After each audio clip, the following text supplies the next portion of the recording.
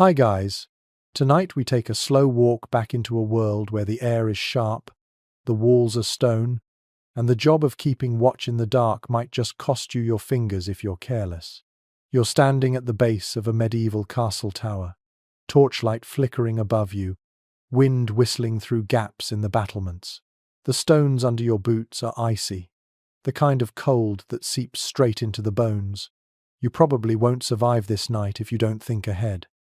So, before you get comfortable, take a moment to like the video and subscribe, but only if you genuinely enjoy what I do here. And while you're at it, let me know in the comments where you're listening from and what time it is right now.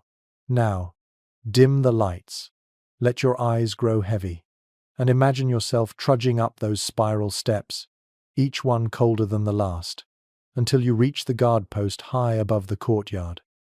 The first thing you notice is the stillness.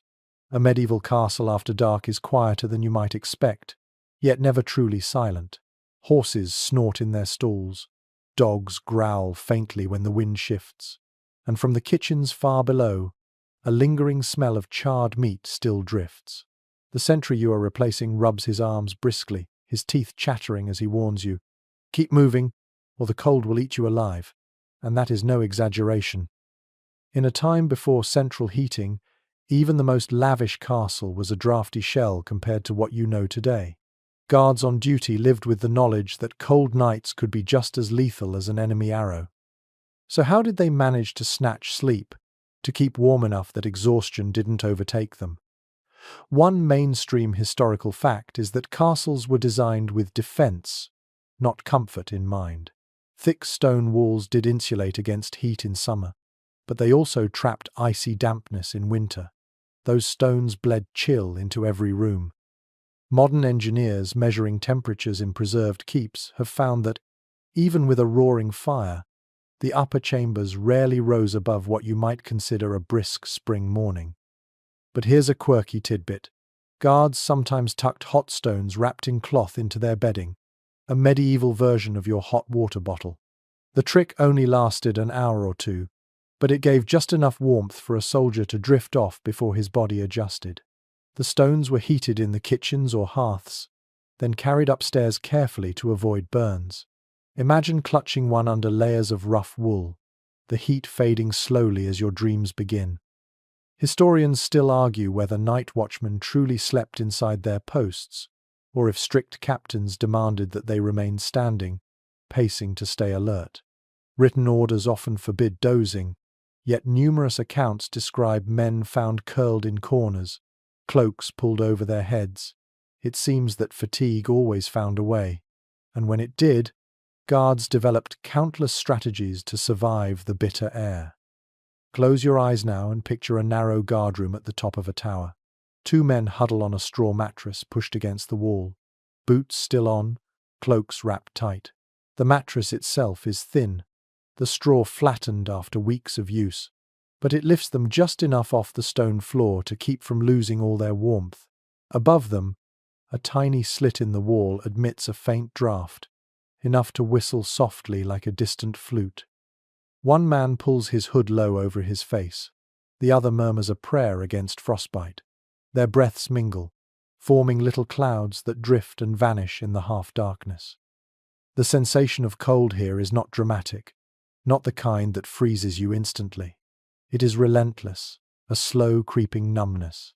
Fingers stiffen, toes ache, and every gust through the cracks feels like the touch of an invisible thief stealing your body heat. You shift under your cloak, searching for a position where the chill doesn't gnaw at your bones. Your companion rolls closer, and you allow it without complaint. Warmth is warmth, pride be damned. The rhythm of the castle itself helps you rest. Bells mark the hours, the soft clank of chains as a drawbridge is checked, the occasional bark of a dog. Each sound reassures you that life continues outside your small cocoon.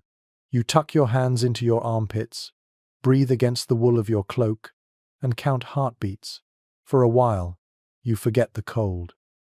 Some guards had it worse, stationed atop exposed walls where no fire could be lit. There, men might stamp their feet constantly, swinging arms in great circles to keep blood flowing. Those poor souls often slept only in snatches when relieved, sometimes collapsing onto bare planks. The lucky ones rotated quickly, an hour or two awake, then a chance to warm up near a brazier in the tower room. But unlucky watchmen lingered longer, and stories abound of men found stiff, frozen mid-shift. Whether all of these tales are true or embellished, they remind you just how thin the margin was between life and death on a medieval night. In such a place, every detail mattered. The way you layered your tunic and woolen shirt, whether your boots were stuffed with dry straw, if you remembered to pull the bedding up to your chin.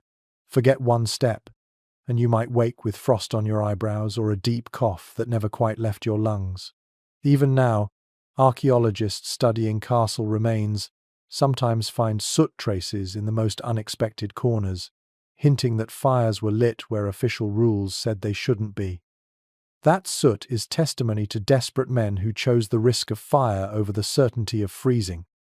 As you imagine yourself settling in, the stone pressing its cold through the straw beneath you, think about how fragile comfort was. No feather mattress, no glass window, no thermostat waiting for your touch. Just layers of wool, a fading hot stone, and the closeness of another guard breathing beside you. You pull your cloak tighter, listen to the sigh of the wind through arrow slits, and drift slowly, reluctantly, into uneasy sleep. You wake in that half-dreamy state where you're not quite sure if the cold is inside your bones or only brushing along the skin. The guard captain has already come and gone, leaving behind only the echo of his boots on stone steps. What lingers now is the draft every medieval castle, no matter how noble, had it. You can imagine a grand hall full of banners, the kind you see in films, but the truth is that the walls were not sealed like modern brickwork. They breathed, they leaked. And for a guard trying to sleep, those drafty cracks were not just inconvenient, they were relentless. A mainstream historical fact is that castles were built for defense above all. Their thick stone walls, often 2 or 3 meters across at the base, were designed to resist catapults, not winter winds. You might think those stones acted as insulation, but they behaved more like a sponge, soaking up cold and slowly radiating it inward. On damp nights, the moisture clung to the masonry so that a wall almost sweated, chilling anyone who leaned against it. And here's a quirky tidbit. Some guards jammed moss or even wool scraps into gaps between stones to block drafts. It wasn't elegant, and it certainly wasn't in any building manual, but those improvised patches turned icy gusts into tolerable whispers.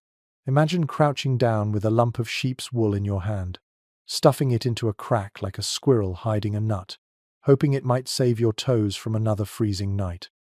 Still, historians continue to debate whether draftiness was worse in the towers or the great halls. Some argue the halls, with their cavernous ceilings, lost heat far more quickly. Others insist the towers, exposed on all sides to wind, were harsher. Both could be brutal. You can almost hear the whistle of air through a murder hole or the hiss through an unshuttered arrow slit. As you lie on your bedding, the rushes beneath you shift with each breeze, carrying the smell of damp straw and the faint aroma of last week's spilled ale. It is not an unpleasant smell, exactly, but earthy, reminding you that comfort here is fragile. You tuck your cloak closer and pull your hood lower over your ears, yet the draft still finds you. It snakes along your neck, teases at your ankles, and makes you shiver in spite of yourself. The sensory world is alive around you. A rat scurries in the corner, its nails ticking lightly on stone. Somewhere below, a door creaks as a sleepy cook stirs the banked fire in the kitchen. From your narrow slit window, the faintest moonlight spills in, silvering the dust motes in the air. You shift, press your back against the wall, and instantly regret it. The stone is colder than the bedding. You roll away quickly, muttering a curse under your breath. Practical men found ways to cheat the draft. Hanging heavy cloth along walls, even in humble guard rooms, could create a buffer zone. Thick tapestries served the nobility, but for soldiers it might be rough woolen blankets nailed at the corners. The difference between bare stone and fabric was enormous. The cloth captured heat from breath and bodies, softening the air. Without it, the draught licked along every seam. And you realize that it is not the strength of the cold that wears you down, but its persistence. It never stops. A gust at midnight, another at 2. By dawn, it feels as though the chill has been dripping into you for hours, drop by drop, like a leaking roof soaking through your cloak. Close your eyes now and imagine the rhythm. Gust, sigh, shiver, shift, over and over. You doze, wake, turn, and drift again. The draught keeps you from plunging into deep sleep, but it also becomes part of the castle's voice, reminding you that you are never entirely sheltered. The castle itself seems to whisper in your ear, as if saying, "You may guard me, but I decide how warm you stay." There's another thought that slips in, perhaps not every guard dreaded the draught equally. Some men, hardened by outdoor labor before they ever joined a garrison, might have found the stone room no worse than a field. Others, raised in warmer lands and stationed far from home, may have cursed the northern winds more bitterly than any sword wound. Historians still puzzle over these personal differences, because the records speak of punishments for sleeping on watch, but rarely tell us how a man actually felt about the cold gnawing at him each night. So you tuck yourself tighter, imagine stuffing moss into a crack, and pull the cloak over your face until only your nose peeks out for air.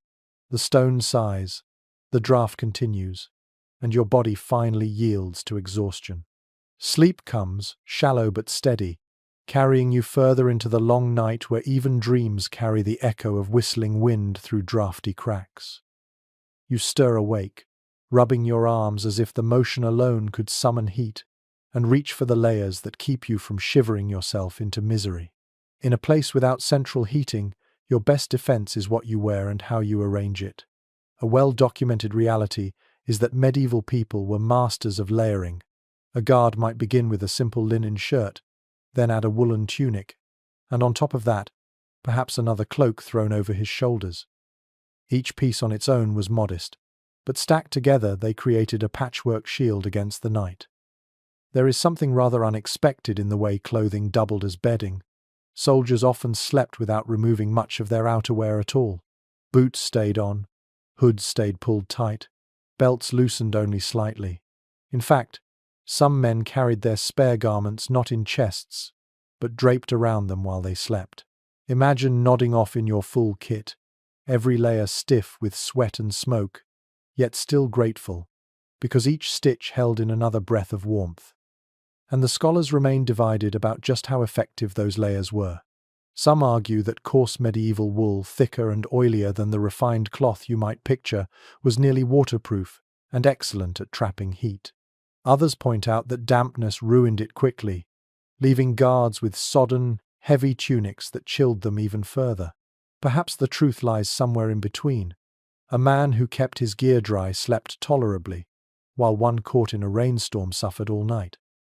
Close your eyes now and feel the scratch of homespun wool against your skin, not soft like modern sweaters but coarse, with fibers that itch at the neck. You tug at the collar, wishing for comfort, but you know that scratch is the price of warmth. Over it hangs another layer, heavier, carrying the faint smell of sheep still embedded in the fibers. You burrow down, pulling cloak overhead, and the scratch turns into a cocoon. The sensory world of such clothing was layered not just in fabric but in experience.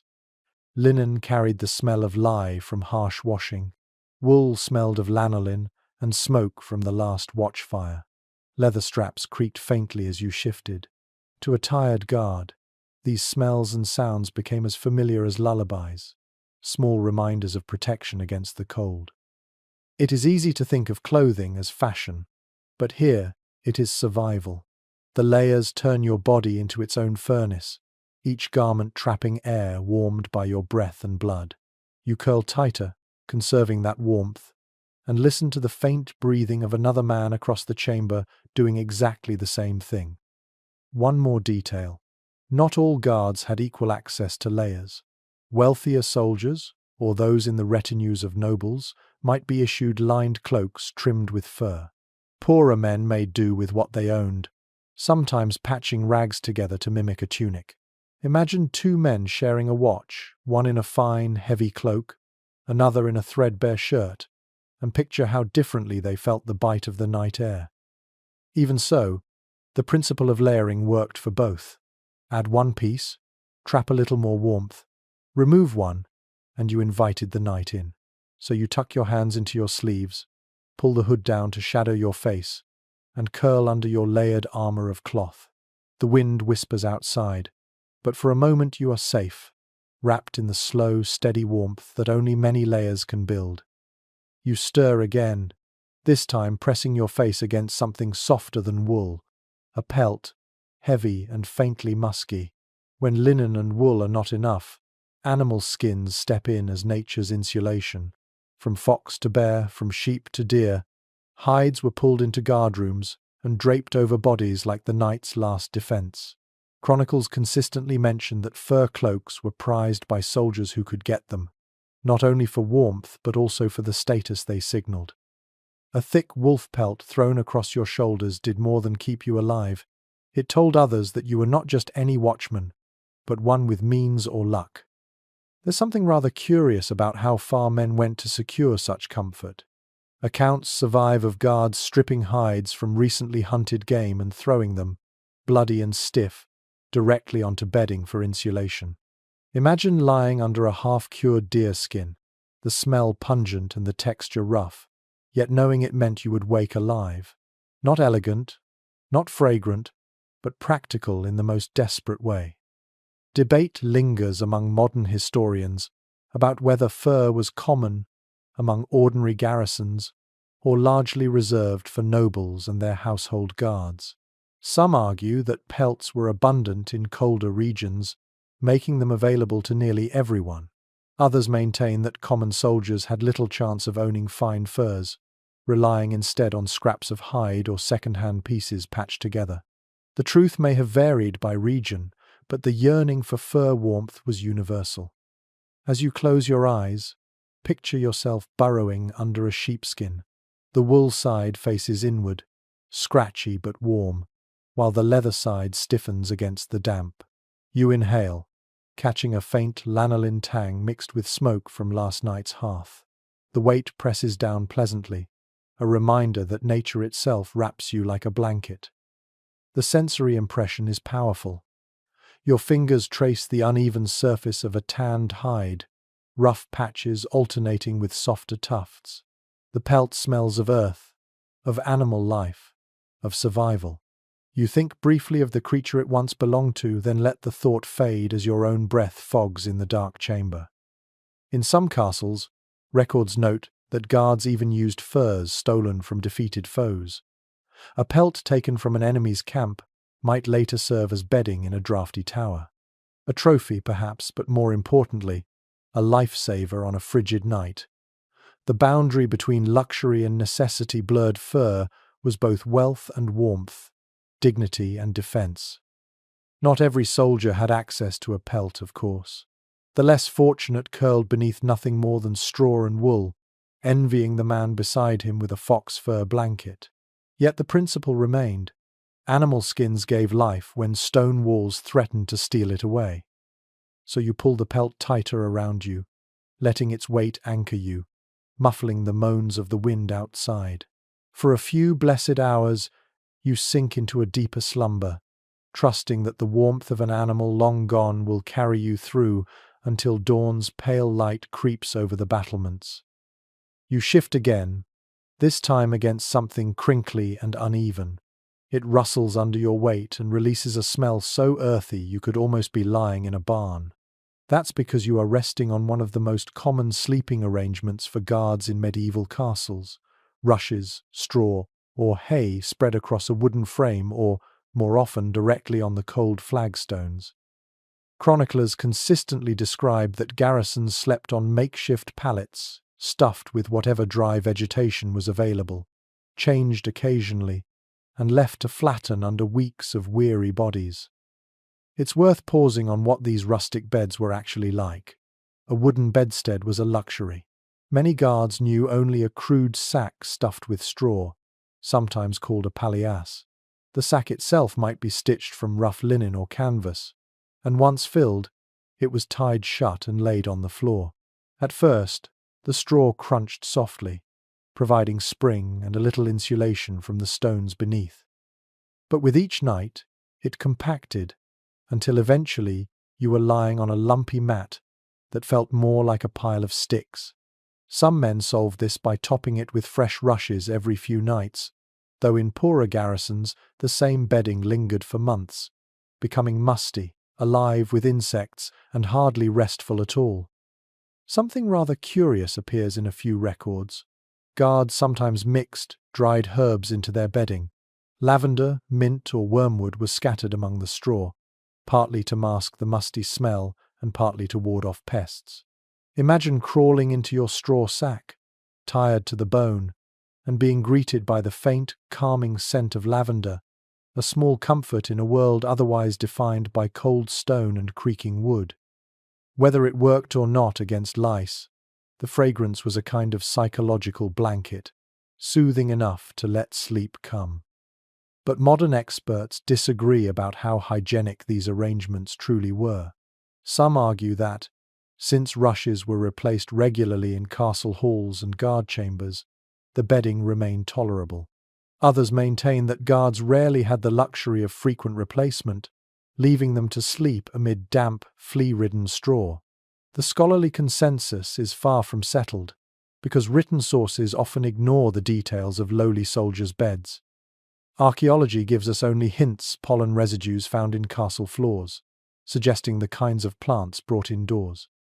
Close your eyes now and imagine yourself lying on such bedding. The straw crackles faintly as you shift, each stem poking into your side or scratching the skin beneath your tunic. The smell is rich, a mixture of earth, dried grass, and faint animal musk. You tug your cloak tighter, using it as a blanket, and feel the straw prickle through the weave. There is no feather bed softness, no even surface, only lumps that press into you, reshaped again and again as your tired body seeks a comfortable hollow. The sensory experience is vivid. Your ear rests against straw, and you hear the faint hiss of it shifting with each breath. Tiny fragments of stalk cling to your hair. Dust rises when you cough, catching in your throat. Yet despite the discomfort, warmth seeps slowly upward. The straw, thin as it seems, lifts you off the stone, preventing the chill of the floor from draining all your heat. It is imperfect, but it is survival. In the corner, another guard mutters in his sleep, turning heavily on his own pallet. You can hear the straw beneath him sigh and shift, then fall silent again. Around you, the room smells of sweat, wool, and the grassy bedding. For a moment, you could almost imagine yourself in a hayloft back on the farm, rather than inside a fortress built for war. That familiarity is comforting. Some guard rooms were placed near storerooms or granaries, meaning fresh straw was readily available. In such cases, bedding might be replenished often, giving soldiers a slightly better chance of avoiding pests. Others, stationed in remote towers, made do with whatever dry rushes could be cut from marshes nearby. In winter, when gathering was difficult, straw beds grew thin, and guards huddled even closer together for warmth. The arrangement of bedding could vary too. Sometimes, straw was spread directly on the floor in communal piles. Guards would collapse into them shoulder to shoulder, cloaks pulled over heads, a scene more like a kennel than a barracks. At other times, individuals had their own sacks, slightly more private but still far from luxurious. In either case, the constant sound of rustling filled the chamber each time someone moved. It is easy to forget that straw bedding carried symbolic weight as well. In medieval imagination, straw was associated with humility and hardship. Jesus was said to have been born among it. Peasants lived their whole lives upon it, and soldiers resting on it embodied sacrifice. To lie on straw was to be reminded of your station. You were not noble, not royal, but one of the countless men keeping watch, half forgotten in the footnotes of history. One peculiar note comes from a French chronicle describing guards tossing their straw out the window after a siege, believing that the bedding had absorbed bad spirits of hunger and fear. Was it superstition, or just a way to rid themselves of fleas? Perhaps both. Superstition often mingled with practicality, and in this case, the ritual cleansing also meant fresher bedding for the next night. As you drift on your own lumpy mattress, the uneven comfort shapes your dreams. Sometimes you imagine yourself on a meadow under stars, the straw crackling beneath like summer grass. Other times you feel the weight of the stone walls pressing in, and the straw seems no more than a fragile shield against the cold earth. Yet always, it is what stands between you and freezing. Think about that as you curl tighter. Every stalk matters. Every handful piled beneath you is one more barrier against the hungry chill of stone. You close your eyes, listen to the rustle, and let the uneven rhythm of straw lull you back into the uneasy but essential sleep of a medieval guard. You roll over, and this time what saves you from shivering isn't straw, nor wool, nor fur, it's the warmth of another body close by. For all the layers and bedding in the world, sometimes the only true shield against the medieval chill was another human being. Chronicles often remind us that soldiers rarely slept alone, especially in guardrooms. Whether in twos or in larger groups, men huddled together out of necessity, letting body heat mingle under shared cloaks or blankets. It might feel awkward by modern standards, but in the heart of a frozen tower, pride had little place. One well-documented reality is that communal sleeping was standard across medieval society, not just among guards. Families in peasant huts piled into the same bed, children tucked between parents, to maximize warmth. In inns, strangers often slept side by side, sometimes with nothing separating them but a thin sheet. Guards followed the same pattern. You can picture 2 or 3 soldiers wrapped in one large blanket, shoulders touching, legs tangled, breathing the same frosty air but finding comfort in each other's presence. An odd little custom worth noting is the bundling cloak. Instead of each man having his own, 2 guards would wrap themselves together in one oversized cloak, binding it tight with a belt so that neither could roll away. Imagine trying to sleep that way, face pressed against another's shoulder, sharing breath, hearing every snore but also knowing the shared heat meant survival. If you drifted a little closer in the night, no one complained. Better cramped than frozen. Academic circles have long disagreed about how common this practice truly was among professional garrisons. Some argue it was universal, citing accounts from Northern Europe, where temperatures regularly dropped below freezing inside castle walls. Others suggest that while peasants and poor soldiers may have shared bedding, elite guards, especially those in noble households, were given individual pallets, both for dignity and for discipline. Yet even in noble circles, stories survive of knights sleeping 2 or 3 to a bed when campaigning. So perhaps the line between necessity and choice blurred when the cold set in. Picture the scene. A small guard chamber, its only light the red glow of a dying brazier. 4 men lie side by side on straw mats, cloaks overlapping. One mutters in his sleep, another coughs. Their shoulders touch, their knees bump, their arms occasionally brush. The air smells of sweat, leather, and damp wool, but in the press of bodies there is comfort. Outside, the wind howls through arrow slits, but inside, you feel a bubble of warmth where breath and body mingle. The sensation of shared warmth is unlike anything else. You feel it first at the points of contact where a comrade's arm brushes yours, where his knee presses lightly against your side. Slowly, the heat radiates, filling the space between you, softening the icy air. The sound of his breathing becomes a lullaby, steady and reassuring. You close your eyes, and for the first time tonight you almost forget the stone walls around you. There's also the matter of safety. Sleeping together didn't just keep men warm, it kept them alert. If one stirred restlessly, others noticed. If someone grew dangerously cold, his companions could shake him awake, preventing frostbite or worse. In this way, shared warmth doubled as a system of mutual protection. You were never entirely alone in the night watch. Some descriptions even hint at guards sleeping with their dogs pressed against them, the animals tucked under blankets like comrades. A dog's body heat was considerable, and its growl at the slightest disturbance made it an ideal bedfellow. Between men and animals, the practice of bundling together created a living furnace in the draftiest tower. Not every soldier welcomed it, of course. Imagine being crammed between two snorers after a long day of drilling. The straw beneath you rustles, the cloaks above you shift, and you can't roll away without losing precious warmth. It is claustrophobic, uncomfortable, and at times undignified. Yet most accepted it, because the alternative solitude in the cold was far worse. The psychology of such closeness mattered too.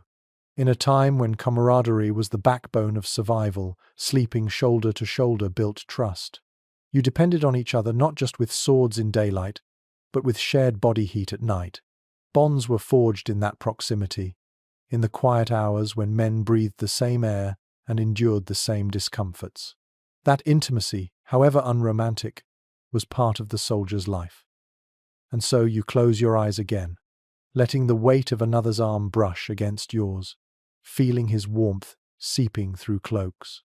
The cold hasn't vanished, but it has retreated to the corners of the room, pushed back by the shared furnace of human bodies.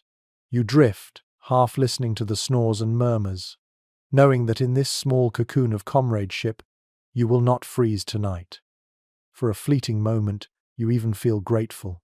Grateful for the awkward closeness, for the scratchy cloaks, for the breath of another man on your cheek, because it means life. In the long history of guardrooms, this simple act of bundling together saved countless lives, even if few chroniclers cared enough to write it down in detail. So you tuck your cloak tighter around both of you, surrender to the rhythm of shared breathing, and let sleep claim you once more, carried on the warmth of comradeship that no draught can fully extinguish. The warmth of comrades fades as the watch bell sounds again, and you shift toward another form of comfort, the glowing heart of a portable fire, in the darkest guard chambers of a medieval castle, where stone pressed in like an icy tomb, the humble brazier or coal pan stood as a stubborn spark against the cold. We know from castle inventories that such portable heat sources were not rare. Braziers of iron or bronze, filled with glowing coals, could be carried up winding stairs to the guardrooms, where men gathered around them as moths to a candle. Something rather unexpected in the record is that these braziers were sometimes nothing more than a bucket of sand with hot coals poured on top. A soldier could drag it into his corner, set his boots near it, and pray the embers glowed long enough to thaw frozen toes. Yet this convenience carried peril. A coal pan could smoulder too long, filling a closed chamber with choking smoke, or worse, catch the rushes on fire. Imagine drifting into uneasy sleep and waking to sparks snapping in the straw beside you, terror mixing with cold in a heartbeat. The scholarly consensus is far from settled on how widely such braziers were allowed in towers. Some historians argue that captains banned them in guard posts, fearing fire more than frost. Others insist that portable heat was essential in northern climates, with strict rules about tending flames safely. Archaeological traces, scorch marks on tower floors, bits of ash lodged in cracks suggest that, rules or no rules, soldiers often risked the glow. Picture the scene. The guard chamber is dark, save for the faint red light in the brazier's belly. Shadows crawl along the walls, thrown by the trembling coals. 4 men cluster around it, hands stretched forward, their breath catching white in the air. The brazier pops softly as a coal shifts, releasing a whiff of smoke. The warmth is small, barely enough to chase the edge off the chill, but in this place it feels like summer itself. You crouch closer, extending numb fingers until they sting with returning blood. The iron brazier radiates a harsh, metallic heat that prickles your skin. You shift your boots nearer, the leather steaming faintly where damp met fire. Around you, the chamber smells of smoke and iron, layered over the ever-present damp stone. Your ears catch the occasional hiss as a guard spits onto a glowing coal for sport, the vapor rising like a ghost in the air. Some guardrooms made use of more elaborate braziers. Wealthier castles issued pans with perforated lids, designed to contain sparks and reduce danger. Others simply relied on whatever vessel was at hand. An old cooking pot, a broken shield hammered into a bowl, even a flat slab of stone on which embers were spread. Innovation was born of necessity, not comfort. Yet the fire was always double-edged. Men spoke of companions who succumbed not to frost, but to smoke inhalation, especially when chambers were shut tight against wind. Too little draught, and the brazier suffocated everyone in sleep. Too much, and the coals burned out too quickly. The balance was delicate, a gamble taken each night. Still, imagine how that glow must have felt in the bleak midwinter. A brazier not only gave heat, it gave light. In an age where darkness pressed in with almost physical weight, the sight of red coals glowing in the corner offered a psychological anchor. Guards could doze with eyes half open, reassured by the steady pulse of fire. Without it, the blackness of a stone tower was absolute, a void that chilled both body and mind. There's an odd superstition recorded in a few sources. Some soldiers believed that if a coal jumped from the brazier and landed near you while you slept, it foretold an enemy attack before dawn. Was this pure coincidence, or a way of giving meaning to the random danger of sparks? Either way, you can picture guards muttering prayers over the embers, half fearing the glow as much as they cherished it. The sensory impression lingers. Your hands hover above the coals, palms tingling, face warmed on one side while the other remains cold. The firelight flickers against your eyelids as you doze. Every so often, you stir to poke the embers with an iron rod, sending sparks upward like brief stars in the enclosed night. The brazier crackles faintly, and you sink deeper into its hypnotic glow. There is camaraderie here too. Around the fire, men tell stories, sing softly, or grumble about rations. The brazier becomes a hearth, a point of fellowship. Laughter rises, muffled but warm, as if the flames themselves coaxed out human voices. You tuck your cloak around your shoulders, lean nearer, and feel both body and spirit ease. And yet the danger never disappears. You think of the rushes spread on the floor, dry as tinder. You think of the wooden beams above, creaking in the draught. A stray spark, one careless boot, and the fire would devour the chamber faster than the cold ever could. It is a fragile balance, fire against frost, life against hazard. As your eyes grow heavy, you lie back on your straw pallet, the brazier still glowing in the corner. The shadows sway against the walls, breathing with the embers. The warmth reaches you in faint waves, just enough to soften the stone beneath your body. You know it will fade before morning, that you will wake to cold once again. But for now, lulled by the glow and the soft hiss of coals, you surrender to sleep, grateful for this borrowed warmth in a world built of chill stone and bitter draughts. You open your eyes to find that the brazier has burned low, little more than grey ash glowing faintly in the iron pan. The chill creeps back into the chamber, wrapping around you like an unwelcome blanket. This time, though, your thoughts turn toward the fixed hearths carved into the stone itself, those recessed fireplaces built into castle walls.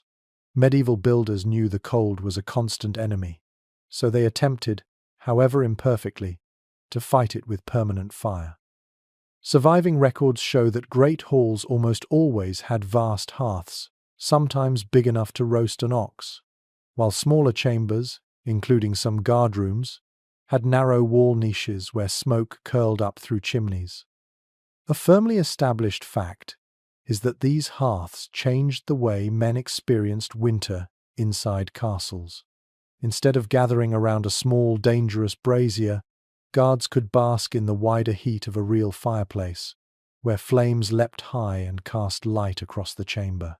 The hearth also doubled as a cook spot, its embers roasting meat or heating spiced wine. For a sentry returning from a shift on the battlements, the sight of a glowing hearth meant more than warmth. It meant food, light, and the promise of comfort. But there's something rather unexpected when you picture how these hearths actually performed. Unlike modern fireplaces, many medieval versions had no real chimneys. Instead, smoke drifted upward through a hole in the roof or out a small vent. That meant guardrooms could quickly fill with haze, leaving men blinking, coughing, eyes watering even as their hands thawed. Imagine settling down to sleep near the fire, comforted by the heat, but waking with your throat raw and lungs heavy from smoke. It was the trade-off of survival, warmth at the cost of breath. Specialists remain divided about how effective these hearths were in the higher towers. Some argue that flues were carefully built into the masonry, venting smoke efficiently. Others claim the systems were crude, leading to constant smoky interiors. The truth may be that both existed side by side, depending on the wealth of the castle and the skill of its masons. A royal garrison might enjoy relatively clean warmth, while a poor keep's guards choked on their fires. Picture the sensory detail of one such chamber. A small fireplace is carved into the wall, glowing red as logs crackle and spit. Sparks leap upward, chasing shadows across the vaulted ceiling. The air smells of pine, resin and wood smoke, mingled with damp stone. A guard stretches out his hands, sighing as the heat penetrates numb fingers.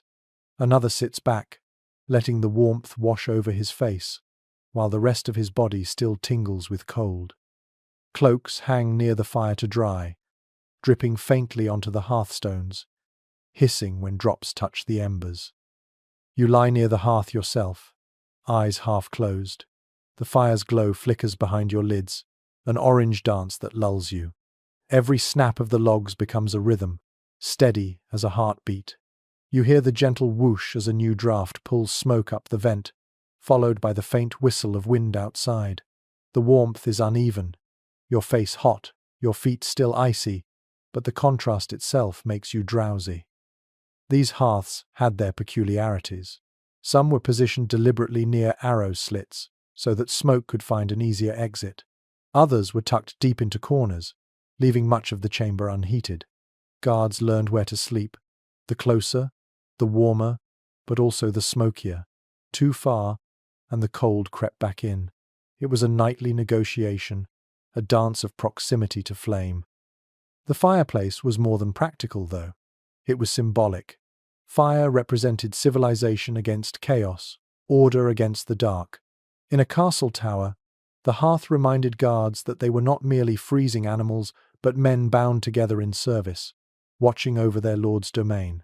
Around that glow, songs might be sung softly, prayers whispered, dice thrown onto the hearthstones. The fireplace transformed the chill prison of stone into something just faintly resembling home. Still, not every guard could enjoy it. Many posts were too exposed for hearths. Soldiers on wall walks or gate towers returned only after their shifts, often to embers already dying. In those cases, the fire's glow became a fleeting luxury, something you caught only for a moment before collapsing into straw and cloak. One curious detail comes from accounts of castles in particularly cold regions where entire chimneys were stuffed with straw to keep drafts from reversing down the flues. Guards would then burn smaller fires in wall niches, carefully rationing fuel. It shows just how desperate men were to keep warm in a world where stone itself seemed determined to freeze them. As you close your eyes again, you feel the hearth's heat on your cheeks. The fire pops, sending a spark skittering across the floor. A comrade stomps it out quickly, muttering about how easily the rushes might catch. But the warmth remains, steady, like a second heartbeat in the chamber. The smoke swirls, acrid and heavy, but you breathe it in anyway, letting it numb your senses. For tonight, the fireplace has kept death at bay.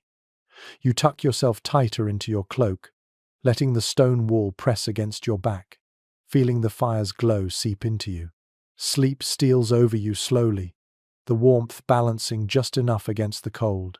Beyond the walls, the wind still howls, but here, in the circle of firelight, you dream of summer fields, the crackle of logs merging with the rustle of wheat. The fire in the wall niche fades once more, and the stone chamber grows colder with every breath. Your thoughts wander toward another method men used to trap warmth, not through flames, but through fabric. When you look around, you notice cloth hangings, patched and heavy, draped from the beams and stretched across corners. These makeshift curtains are more than decoration. They are barriers against the drafts that slip in through every slit, crack, and doorway. Medieval sources often describe how both nobles and soldiers hung cloth around their sleeping areas. In a grand hall, these became rich tapestries of silk or wool.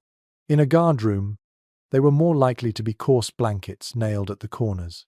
Yet the purpose was the same: to create a pocket of warmer air inside the endless chill of stone.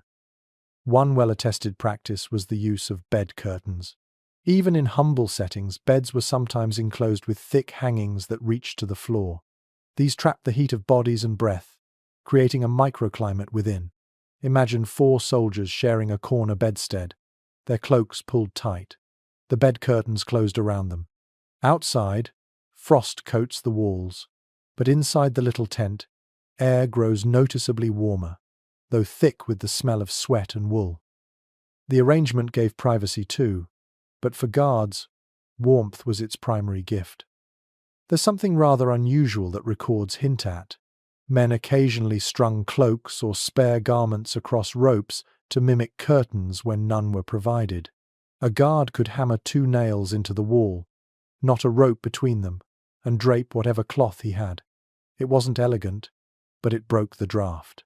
You can picture such ingenuity: boots drying near the hearth, cloaks stretched out overhead, and men curling beneath the makeshift canopy, as if inside a tent pitched within the tower. Debate still lingers among historians about how widespread these improvisations were in military settings. Some scholars argue that cloth hangings were expensive, rarely wasted on guards. Others point to archaeological finds of nail holes in tower walls, suggesting that fabrics were indeed suspended, perhaps in humble versions for soldiers. It may be that common guards used rough hemp or wool, while wealthier households enjoyed bright woven scenes depicting hunts or saints. Close your eyes now, and imagine yourself inside such an enclosure. The curtain droops overhead, faintly damp, smelling of smoke and grease from months of use. But as you breathe beneath it, you notice the difference. Your own exhaled warmth lingers, no longer stolen by drafts. The air feels thicker, heavier, but safer. Outside, you hear the hiss of wind through arrow slits. Inside, only the muffled sound reaches you, soft as a lullaby. The sensory world here is intimate. Your hand brushes the fabric, rough beneath your fingertips. The curtain sways gently as another guard shifts beside you, stirring the enclosed air. You listen to his breathing, steady and close, and feel a small comfort that both of you are hidden together from the night. The curtain is no fortress, but it is a cocoon. Some castles went further. Wealthier garrisons built wooden screens around sleeping alcoves, which guards hung with cloth to make miniature chambers. These cubicles gave each man or pair of men a sense of enclosure. Picture a row of such spaces along a tower wall, each glowing faintly with candlelight, curtains pulled shut, like little lanterns in the dark. The effect was almost homelike, though the draught still slipped beneath the screens, reminding men that stone could never be fully tamed. And there were practical concerns too. Cloth hangings collected soot and grease, becoming heavy with grime. They needed beating out, just like rugs or bedding. Left unattended, they stank and even grew mouldy in damp towers. Yet guards accepted this, because even a smelly curtain was better than bare stone. An odd superstition clings to these hangings in some accounts. It was said that spirits of the cold, imagined as thin, sneaky demons, could not pass through wool. Whether born of faith or desperation, guards sometimes muttered charms as they pulled curtains shut, convinced that they had barred not only the wind, but the night's evil. The psychological impact was real. When you lie beneath a canopy or behind a curtain, the sense of enclosure calms you. The vast, echoing chamber shrinks into a small, private den. Shadows grow less menacing. Drafts become muffled sighs instead of stinging gales. You sleep more easily, convinced that you are protected, even if only by a thin sheet of cloth. So you settle into your straw, the curtain swaying faintly above you, You tug it lower, shutting out the draught that rattles against the tower's arrow slit. The chamber darkens into a pocket of warmth, shared with your comrades. Outside, the wind still prowls, but here, behind your makeshift wall of fabric, you slip into drowsiness. The stone still presses its cold into the room, but you, wrapped in wool and hidden beneath a curtain, manage to outwit it if only until dawn. The curtain sways in the draught, and your mind drifts to another remedy, one that warms from the inside rather than the outside. Guards in medieval castles, much like peasants in villages or nobles in their halls, believe deeply in the power of drink to chase away the chill. Tankards of ale, mugs of mead, or, on fortunate nights, mulled wine infused with spices became their inner hearth. Contemporary accounts remind us that fermented drink was safer than water and more available than milk. But in the icy depths of a guard's night, the most important thing was simple. Alcohol promised warmth. A widely recognized truth is that beer and ale were staples of the medieval diet. Even low-ranking sentries received daily rations, not as luxury but as necessity. Liquid calories gave energy, and the mild alcohol dulled aches and eased the sting of cold. You can picture a guard finishing his watch, gulping down a cup of thick, cloudy ale, then curling up on his straw pallet, warmth blooming in his chest as if he'd swallowed a small fire. Something rather unexpected surfaces in a few chronicles. Guards sometimes heated their drinks. Hot ale or warmed mead, thickened with honey, was believed to help men sleep soundly in cold chambers. Spices like cinnamon or cloves, expensive imports, were rare, but when available, they transformed the drink into both medicine and indulgence. Imagine cupping a steaming mug, the sweet aroma rising into your nose, while frost creeps along the walls behind you. It is comfort in liquid form, the closest thing to central heating a medieval soldier could hope for. Yet debate lingers in academic circles over how effective this practice truly was against the cold. Modern science tells us that alcohol causes blood to rush to the skin, giving a sensation of heat but actually cooling the body faster. Did medieval guards unwittingly worsen their risk of hypothermia? Or did the caloric load of beer and mead dense with malt and honey counteract the danger? The evidence is mixed, leaving room for speculation. Picture the sensory experience. You raise the wooden cup to your lips, its rim rough and slightly splintered. The ale inside is thick, almost chewy, with a yeasty tang. It is not crisp like modern beer, but earthy, heavy, faintly sour. You gulp it down, wiping froth from your beard, and already you feel the illusion of warmth spreading through your chest. A comrade passes you, a jug of mead, golden and sticky, its sweetness clinging to your tongue. The warmth deepens, your head grows light, and the cold seems to retreat, if only in your imagination. The social effect mattered just as much. Around the brazier or near the hearth, guards shared drinks, lifting cups in weary toasts. A jug of ale circulated, laughter rising, complaints softening. For a few moments, comradeship replaced misery. The sound of mugs clinking echoed faintly against stone, a tiny rebellion against the silence of the night. One curious anecdote appears in a 14th century garrison roll. A commander scolded his men for diluting ale with hot stones to cheat the ration. They would drop heated rocks into their jugs, making the drink froth and expand, as if doubling its volume. The practice left the ale tasting scorched, but in desperate winters, soldiers preferred bad beer to none at all. There was also a ritual quality to drink. Guards sometimes swore oaths over shared cups, binding themselves to stay awake, or to wake one another if sleep crept too deeply. The drink was not only fuel but glue, holding men together in their cold vigil. Without it, the night stretched endlessly, a black wall pressing in. With it, the darkness softened into something bearable, even humorous. Still, drink was double-edged. Too much ale dulled the senses, and records contain more than one tale of a drunken guard sleeping through an alarm. Punishments were harsh. because one man's stupor could endanger an entire fortress. Yet the practice endured, because commanders knew denying alcohol outright would mean mutiny or worse, despair. Imagine the chamber now. A brazier glows faintly in the corner. Curtains sway against draughts.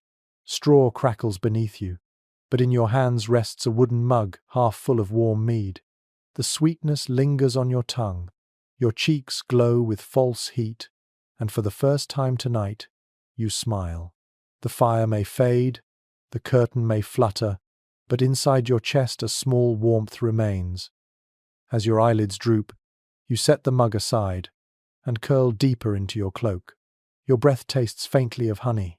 Your ears hum with the comfort of shared laughter fading into snores. The cold is still there, waiting, but dulled for now. And in that hazy space between waking and sleeping, you understand why generations of guards swore that ale, mead, and wine were their best allies against the endless chill of castle nights. The sweetness of mead still lingers faintly on your tongue as your stomach rumbles, reminding you that warmth doesn't only come from cloaks, fires, or drink. It also comes from food thick, heavy meals that fill the belly and stoke the body's furnace through the long night. In the medieval world, soldiers knew instinctively what modern science confirms. Eat heartily, and your body fights the cold more effectively. Chroniclers frequently note that guards were supplied with bread, cheese, salted meats, and sometimes porridge, rations designed to provide energy rather than luxury. One well-documented detail is that guards on winter watch often ate before sleep specifically to ward off the chill. A slice of dark rye bread, thick with coarse grains, paired with a lump of salty pork fat, might not sound inviting to you now, but to a weary sentry, those calories meant survival. The fat was fuel, burning slowly within, creating a steady warmth that no cloak could provide. A soldier who went to bed hungry was a soldier who woke colder, weaker, and more likely to stumble on his next shift. Something oddly charming emerges from scattered records. Guards sometimes saved scraps of food not for themselves, but to tuck into their bedding as a midnight snack. Imagine rolling over in the draughty chamber, fishing in your pouch for a piece of hard cheese, and chewing slowly in the dark while your comrades snore. The act was less about hunger than reassurance, a reminder that the world still held comfort even in the stone's bitter chill. It is the medieval equivalent of sneaking a cookie under the covers. Specialists still debate the exact makeup of a guard's winter diet. Some argue that rations were monotonous, heavy on grains and salted fish, leaving little variety. Others point to accounts of wealthier castles supplying beef, venison, or even imported almonds and figs during feasts, suggesting that guards occasionally tasted true luxury. The reality likely shifted with rank, wealth, and circumstance. During sieges, even the finest garrisons shrank their diets to mouldy bread and thin gruel.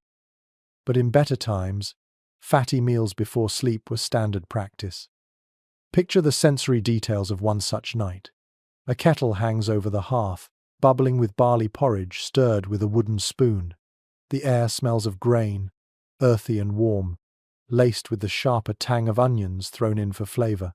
A guard ladles a steaming bowl, sits cross-legged on the straw, and gulps it down, the heat radiating from his chest outward. Another gnaws on a strip of salted beef, leathery but rich, savoring the salt that clings to his lips. The crackle of the hearth mixes with the crunch of crusty bread, and for a while the chamber feels less like a prison of stone and more like a kitchen hearth. It is not only the calories, but the ritual that matters. Eating before sleep reassures you that you are cared for, that supplies remain, that hunger will not join cold as a companion. Guards who shared food built bonds as strong as those forged in battle. A piece of cheese passed hand to hand in the dim firelight carried more meaning than its size suggested. Of course, meals carried hazards too. Too much fat before lying down could cause indigestion, leading to restless nights and dreams thick with discomfort. Guards joked about nightmares from bacon, though in truth their bodies simply struggled with heavy food consumed at odd hours. Yet even knowing this, few refused the comfort. Better to sleep queasy and warm than to shiver in emptiness. There are small curiosities too. In some castles, guards ate chestnuts roasted in the embers, their shells popping and cracking as heat split them open. The smell of roasting nuts must have filled the guardroom with an almost festive air, a moment of simple joy in an otherwise harsh routine. Elsewhere, onions were prized for their supposed power to strengthen the blood against cold. A soldier crunching into a raw onion in the dead of night might have believed it was as protective as a cloak. Debate lingers among historians about whether guards regularly received hot meals at night or relied on cold rations left over from the day. Some argue that kitchens closed after supper, leaving guards to gnaw on hardened bread. Others suggest that small hearths in towers allowed simple cooking soups, porridges, and roasted scraps prepared by the soldiers themselves. The lack of detailed records means we can only imagine, guided by traces of food remains found in archaeological digs. Now close your eyes and place yourself in that guard chamber after supper. The brazier still glows, the curtains sway gently against draughts, and the smell of barley porridge clings to the air. Your belly is full, pleasantly heavy, and warmth radiates from within. You lie back on the straw, cloak wrapped tightly, listening to the slow breaths of comrades equally sated. For a time the cold feels distant, pushed back by the furnace of your own digestion.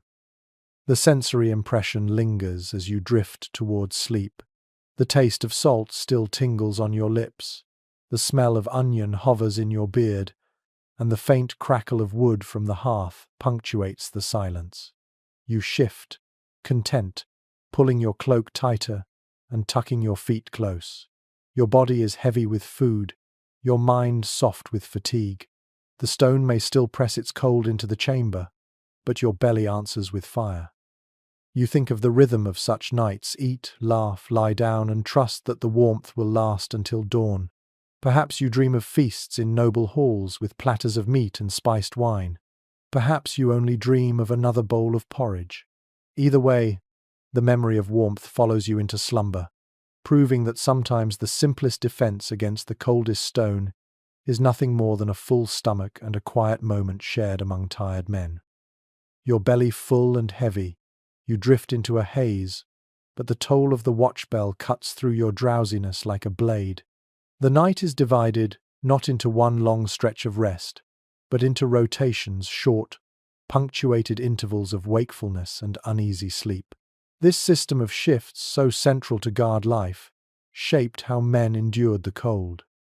Evidence from castle regulations and military ordinances makes it clear few guards were expected to stand in the freezing dark from dusk until dawn without relief.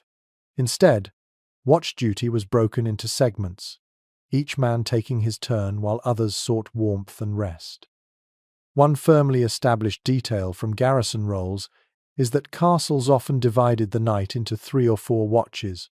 In winter, those watches grew shorter, not out of kindness but necessity.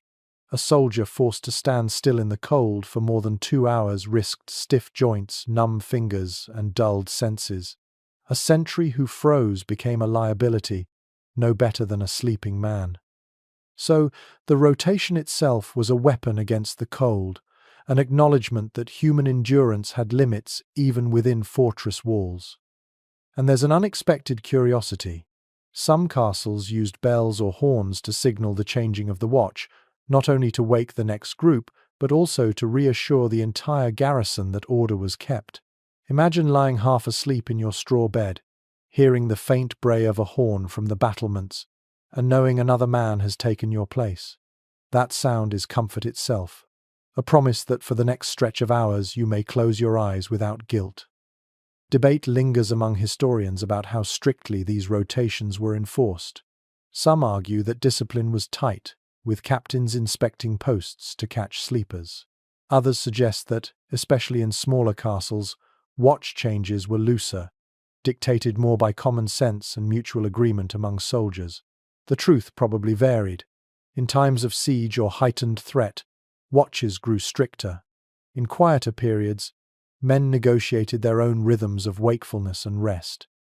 Picture the scene inside the guard chamber. Two men rise reluctantly, tugging cloaks over shoulders and stamping feet to chase away sleep. Their comrades groan, curl tighter under blankets, and relish the reprieve. The fresh watch trudge toward the stairwell, boots clanging softly against stone, their breath already frosting in the cold air. Those left behind shuffle closer to the brazier, lay heads on folded arms, and let exhaustion claim them. The room sighs with shifting bodies, the rustle of straw, the low murmur of dreams. The sensory impression of these rotations is unique. You are never entirely asleep, never entirely awake. The toll of bells, the scrape of boots, the mutter of voices intrude constantly. Your rest is fractured, shallow, but frequent enough to keep you alive. Each time you lie down, you know it will not be for long. You curl tighter, breathing against your hands, chasing warmth in snatched fragments of sleep. There is camaraderie in the system too. Men relieved from watch often warmed themselves quickly, then nudged sleeping comrades awake to take their turn. Complaints were muttered, curses exchanged, but the cycle held. Each man knew that his relief would come in turn. That fairness depended on shared burden. Without such discipline, resentment festered. With it, a rhythm formed, harsh but dependable. One odd anecdote survives from a Burgundian garrison. Guards were required to sing or whistle softly as they approached sleeping comrades to rouse them. The sound was meant to prevent sudden panic in the dark, ensuring that a woken man recognized friend from foe. Imagine being stirred by a tuneless whistle, groaning awake, and fumbling for your cloak while others drift back to sleep. It is a strange intimacy, this constant trade of wakefulness and slumber. The system carried dangers, of course. A man pulled too often from sleep might stumble through his shift half awake, vulnerable to both cold and carelessness. Others, left too long in rest, might oversleep, missing their turn entirely.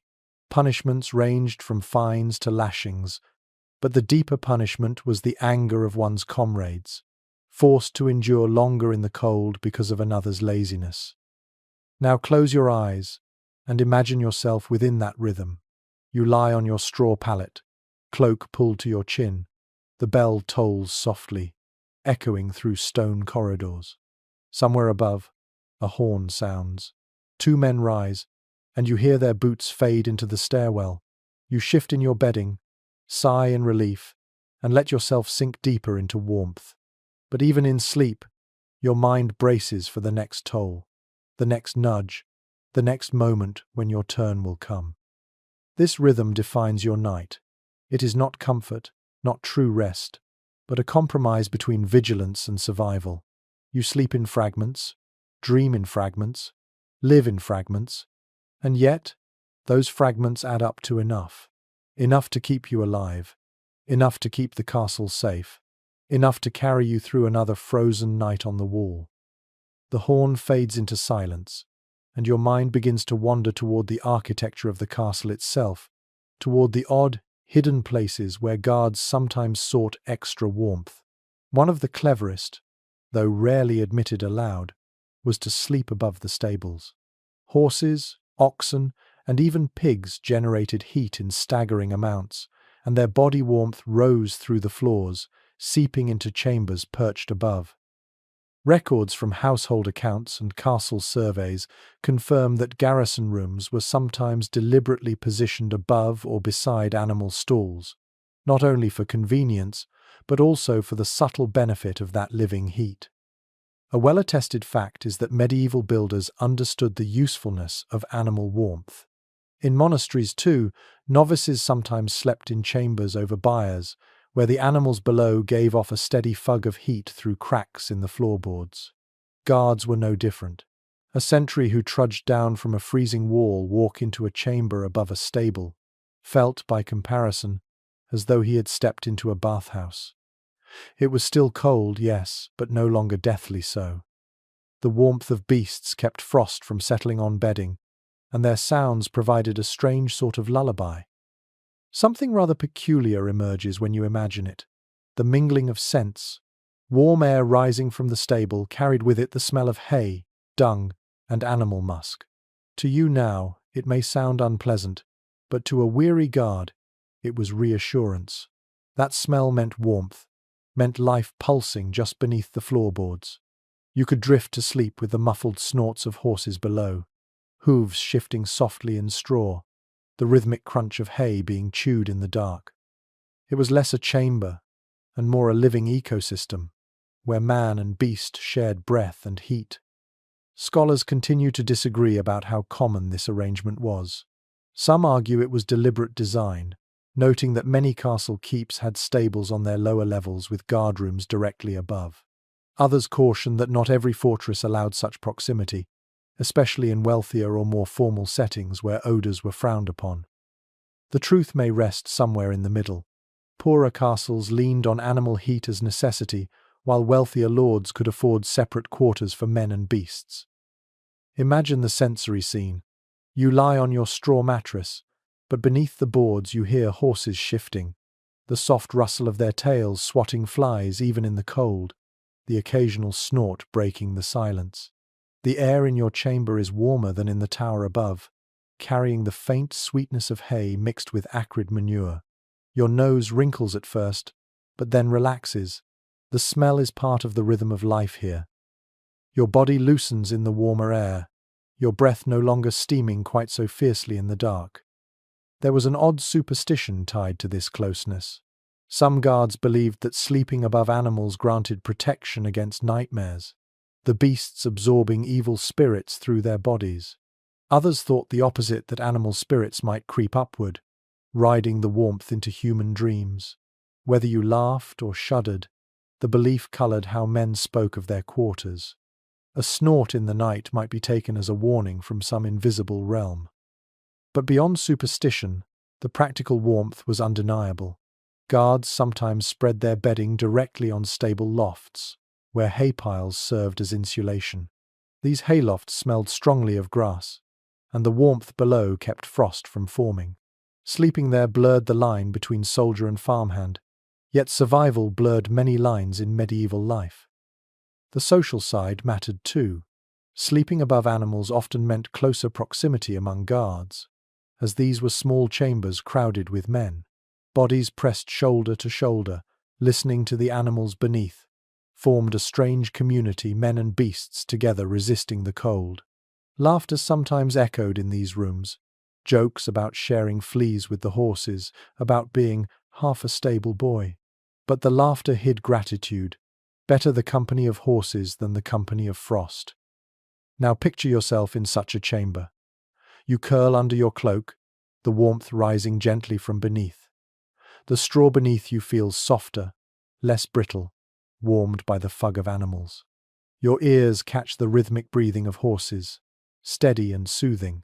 The faint crackle of bedding straw below blends with the rustle of your own palate. The air is heavy, humid compared to the icy corridors, but you accept it gladly. You close your eyes, inhaling hay and musk. The warmth creeps into your bones, loosening the stiffness from your joints. Outside, the wind still lashes against stone, rattling shutters, whistling through arrow slits. But here, you are cocooned in a pocket of warmth, created not by fire or fabric, but by the steady life of beasts below. The castle itself feels less hostile, more alive, as if its stones breathe along with horse and man. For tonight, you are grateful for the stables, grateful for the warmth, however pungent, grateful for the snorts and stamps that remind you the night is shared. You drift slowly into sleep, lulled not by silence but by the living heartbeat of the animals that keep your chamber just warm enough to hold death at bay. The warmth of the stables fades as the bell tolls again, and you tug your cloak tighter while thinking of the small defences every guard carried on his body. If cloaks and furs were the broad shields against cold, then socks, hoods, and mittens were the daggers, small but vital weapons in the endless battle with frost. Surviving inventories from castles mention these garments repeatedly. Woolen hose issued to soldiers, linen coifs tied beneath helmets, mittens of leather or knitted wool. They may sound like trivial details, but in truth, They made the difference between sleep and a night of shivering misery. One established reality is that wool socks, though simple, were among the most valued items in a guard's kit. Unlike modern woven socks, they were often stitched from pieces of cloth or fashioned as long hose that reached up the leg. Some extended to the thigh, secured with garters, wrapping the guard in a sheath of warmth. Soldiers prized them so much that repairs were constant, patches of cloth stitched over holes, darning done with coarse thread, anything to prevent the icy bite of stone floors from reaching skin. A guard who lost his hose in winter was half defeated before the watch even began. There's something unexpectedly charming in the records. Mittens were sometimes made with a single compartment for 4 fingers and one for the thumb, like the mittens you might remember from childhood. They trapped warmth more effectively than gloves, with separate fingers. Men joked that mittens made them clumsy, but they also let them curl hands inside for extra heat. Some even slipped bits of fur inside for added insulation, creating a crude but effective lining. Imagine lying down after watch, mittens still on, hands curled against your chest, warmth clinging like a memory of the fire. Scholars remain divided about how common knitted items were during this period. Some argue that knitting spread widely by the late Middle Ages, making knitted socks and mittens available even to common soldiers. Others maintain that most were sewn from woven fabric, knitting being too new and costly for mass use. The truth may be a patchwork. Wealthier castles issued knitted garments, while poorer ones relied on simple stitched cloth. Picture the sensory experience of these small comforts. You peel off your boots after a freezing watch and flex your toes inside woolen socks, damp but still clinging with warmth. The wool scratches slightly, lanolin still lingering from the sheep, but you smile at the relief. You tug your hood lower over your face, a woolen coif lined with rough linen, and feel your breath warm the fabric until it grows humid against your skin. The mittens are stiff from use, but when you press them to your cheeks, they radiate the faint smell of smoke and leather, grounding you in the shared world of the guardroom. These garments shaped how you slept. Men often wore their socks, hoods, and mittens to bed, knowing that removing them meant waking numb.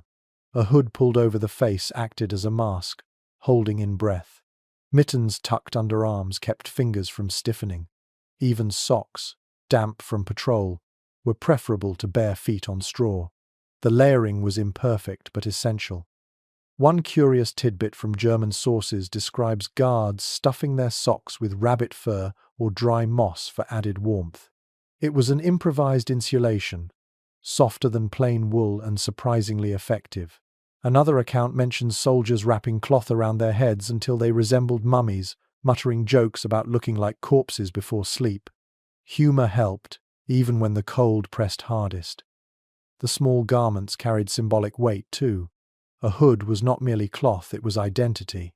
Knights wore richly lined hoods trimmed with fur, while common guards had plain wool.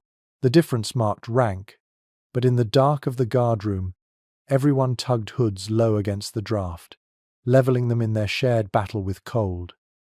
Now imagine the chamber again. Men curl on their straw pallets, cloaks pulled high, but what keeps them truly alive are the little things. Toes snug in hose, hands cupped in mittens, faces hidden in hoods. The room is a sea of sleeping forms, only noses poking out into the cold air. From the doorway, they might look like bundles of cloth, indistinguishable. But each bundle is a man, cocooned in small garments that mean the difference between life and frostbite. The sensory rhythm continues as you tuck your own mittens beneath your chin, feel your socks scratch against straw, and draw your hood tighter. The stone still radiates chill, the wind still whispers through cracks, but the warmth of these small defenses lingers. You close your eyes, sigh into the fabric, and let the scratch of wool and the faint smell of lanolin become your lullaby. The warmth of wool still clings faintly to your skin, but another comfort curls closer in the dark, padding softly across the straw. You feel a brush of fur against your hand, hear the quiet huff of breath, and realize you are not alone. A dog shaggy, faithful, and just as cold as you has settled beside you. In the medieval castle, animals were not only guards of the walls but also companions in the guardroom. The watchdog was a sentinel by day, and at night, a furry blanket pressed against the ribs of tired men. A well-recorded reality is that dogs were common fixtures in castles, valued for their sharp senses. Chroniclers describe mastiffs chained at gates, hounds roaming courtyards, and smaller breeds kept close for hunting or companionship. These animals were essential to defense, often alerting guards to intruders before human ears caught a sound. Yet the same animals, once off duty, became part of the nightly struggle against cold. A dog curled at your side was warmth and alarm combined, guardian and bedfellow in one. There's something rather delightful in the details. Some accounts note that dogs chose their favorite guards and would refuse to sleep anywhere else. Imagine a tired soldier returning from patrol, only to find his hound already sprawled across his pallet, tail thumping, eyes expectant. The man would grumble, shove over, and make room. The warmth that followed erased any annoyance. It is a picture as human as any gruff warriors soothed by the loyalty of their animals. Specialists remain divided about just how widespread this practice was. Some argue that in wealthy castles, dogs were kept separate, housed in kennels or with huntsmen. Others suggest that in more practical garrisons, dogs roamed freely, part of the nightly life of guards. Archaeological digs lend weight to both. Bones of large hounds found in castle yards, but also claw scratches near living quarters that hint at their presence indoors. Picture the sensory moment. The dog presses against you, body radiating steady heat, fur coarse beneath your fingers. Its breath is warm on your wrist, carrying the faint smell of meat scraps from supper. You shift, and it shifts too, pressing closer, its tail thudding softly against straw. Around the chamber, other dogs nestle against other men, a patchwork of warmth scattered among the pallets. The room smells of fur and smoke, of leather and hay, an animal fug mingling with human sweat. The companionship mattered as much as the heat. A guard who shared his bed with a dog slept more soundly, not only for warmth but for safety. If footsteps echoed in the corridor, the animal stirred first, growling low, ears pricked. A man could bury his face in his cloak, knowing his canine companion would not let him be surprised in slumber. That reassurance was priceless in a world where danger often came by stealth. One quirky tidbit survives in a ballad that describes a dog lying across a knight's feet to guard both warmth and honor. It is part poetry, part practicality. Feet were most vulnerable to frostbite, and a heavy hound sprawled over them was as effective as any woolen sock. Imagine the relief of cold, numbed toes slowly thawing beneath the weight of a loyal beast. There was superstition, too. Some men believed dogs could sense spirits, their growls warning of ghosts as much as intruders. A guard who woke to his dog barking at shadows might mutter a prayer, convinced that the animal had driven away something unholy. Whether truth or imagination, the belief added another layer of comfort. Your companion protected you from threats seen and unseen. Of course, sharing sleep with animals had drawbacks. Fleas, ticks, and the occasional stench of wet fur were constant irritants. A guard might wake scratching at bites or grumbling about the smell after the dog rolled in muck. Yet even with these inconveniences, most accepted the trade. Better a few fleas than a frozen night alone. Now imagine yourself fully in that moment. You lie on your pallet, cloak pulled high, straw rustling beneath. At your side, the dog breathes steadily, chest rising and falling in rhythm with yours. Its warmth seeps into you, slow and sure. Outside, the wind moans through arrow slits, but inside the dog shifts, sighs, and settles heavier against your ribs. You scratch behind its ear, feel the soft twitch of muscle, and smile in the dark. You close your eyes, lulled by the dual comfort of warmth and vigilance. The dog will hear the dangers you cannot, will keep watch even in your sleep. And in return, you share your pallet, your cloak, your breath. Together you outwit the cold stone and the prowling night, proving that sometimes the simplest companions, four-legged and faithful, are the surest defense against freezing to death in a medieval castle. The steady warmth of the dog curled at your side fades as the night wears on, and your thoughts turn toward the seasons themselves. Life inside a castle was not frozen in perpetual winter. The rhythms of warmth and cold rose and fell with the year. Guards adapted constantly, altering how they slept, what they wore, and even how they ate depending on the calendar. The contrast between winter and summer routines shaped nearly every detail of guard life, from the thickness of bedding to the length of night watches. It is well established that in winter, survival dominated every thought. Extra layers of wool, cloaks doubled up, braziers hauled into chambers, and bedding stuffed thick with straw were essential just to stave off frostbite. Men slept in communal heaps, dogs pressed at their sides, food heavy with fat and salt to keep the furnace of the body burning through the dark hours.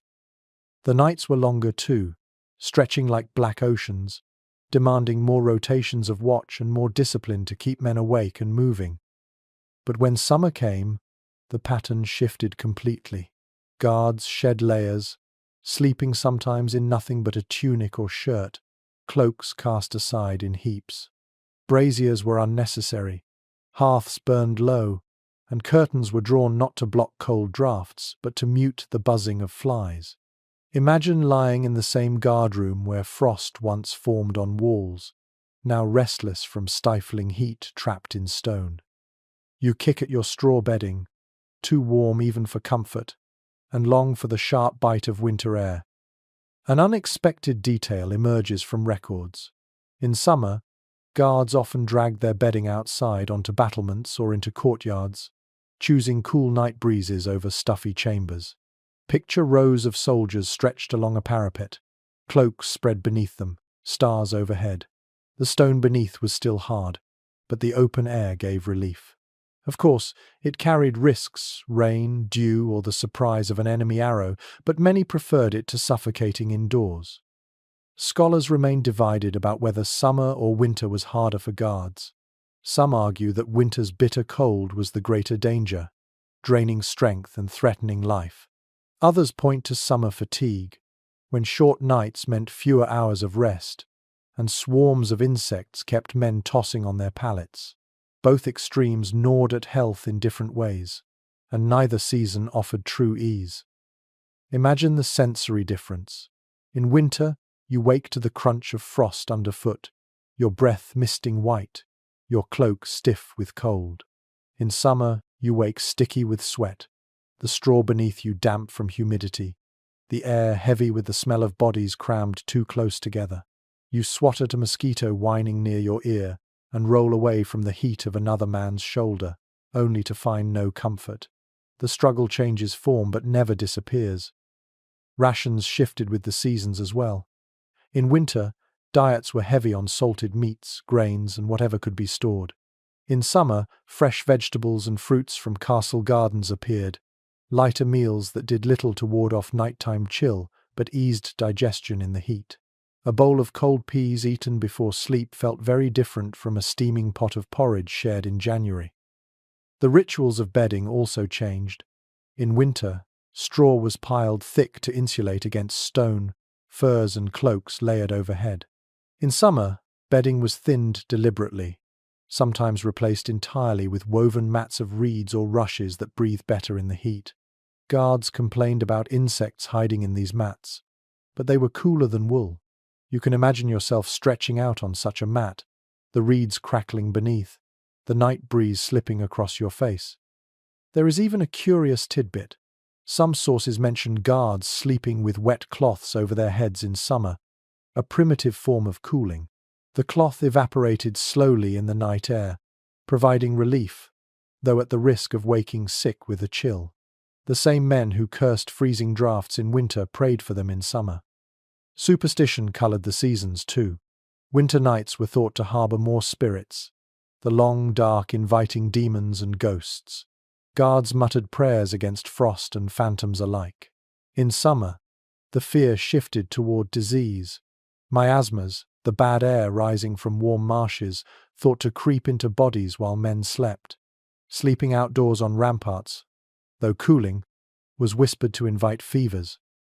Close your eyes now and imagine the cycle.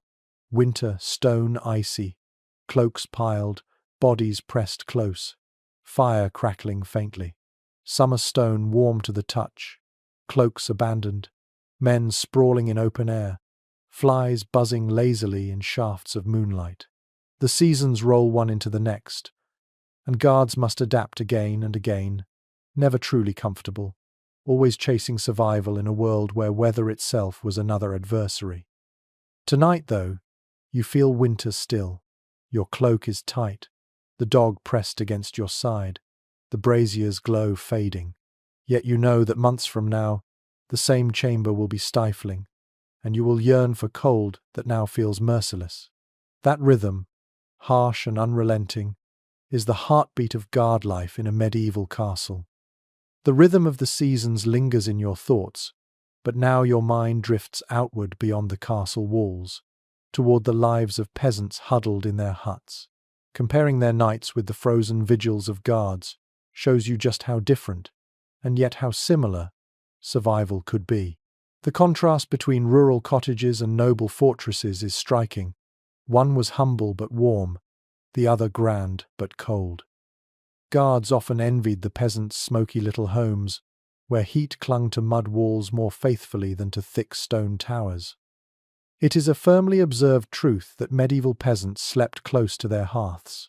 Their houses were single-room structures, with a central fire pit and smoke escaping through a hole in the roof. Unlike castles, whose tall walls and vast chambers trapped damp cold, cottages held warmth more efficiently, even if the air grew smoky and acrid. Families slept together in heaps of blankets, furs, and straw, with animals often brought inside to add warmth. For all their poverty, peasants rarely endured the kind of bone-deep chill that haunted castle guardrooms. Something rather curious emerges from accounts. Peasants often used their own body heat more deliberately than guards did. They piled children in the center of the bed, parents flanking them on either side, ensuring the smallest stayed warmest. Sometimes a piglet or goat kid was brought beneath the blanket as well, not for affection but for warmth. Imagine the snorts and rustles in the darkness, a living, breathing quilt of family and beast, far more intimate than the stiff formality of castle life. Specialists remain divided on which was truly harsher, peasant huts or castle chambers. Some argue peasants endured constant smoke inhalation, damp floors, and lice, making their lives no warmer in the long run. Others counter that the sheer scale of castles, with their soaring ceilings and draughty corridors, left guards at greater risk of frostbite. The debate continues, for both environments were unforgiving, though in very different ways. Picture the sensory difference. In a hut, you hear the constant crackle of a central fire, the cough of family members, the shuffling of animals penned against the wall. The air is thick, heavy with smoke and the smell of dung, but also warm, clinging to your skin like a blanket. In the castle, you hear the whistle of wind through arrow slits, the faint hiss of frost, the restless stirrings of guards muttering in their sleep. The air is clearer, but it cuts through you, stealing warmth with every breath. This comparison weighed heavily on guards. Some men, raised in villages, muttered that they preferred their mothers' smoky cottages to the grand towers of lords. Others insisted that serving in castles was a step up, fleas and frost included, because at least food was steady and shelter secure. Both views contained truth. Peasants endured hunger more often, but guards endured cold more cruelly. There's an odd tidbit tucked into a 13th century account. When garrisons were dismissed in spring, some guards took bedding home to their villages, praising its thickness compared to cottage straw. Yet peasants laughed at them, saying, "What is thick without fire?" That small exchange captures the heart of the difference. Castles had gear, peasants had heat. And there were symbolic contrasts too. Straw in a hut was family bedding replaced with each season, sweetened with herbs to freshen the air. Straw in a guardroom was communal, musty, trodden flat by boots. A peasant lying down smelled lavender and thyme scattered in the rushes. A guard smelled sweat and damp wool. The materials were the same, but the atmosphere worlds apart. Now imagine yourself slipping from your castle guardroom into a peasant hut. You duck beneath the low lintel, eyes stinging from smoke. The heat strikes you at once, pressing in from the central fire. Children giggle from under a heap of blankets, their cheeks rosy in the glow. A pig shifts in the straw near the door, grunting softly.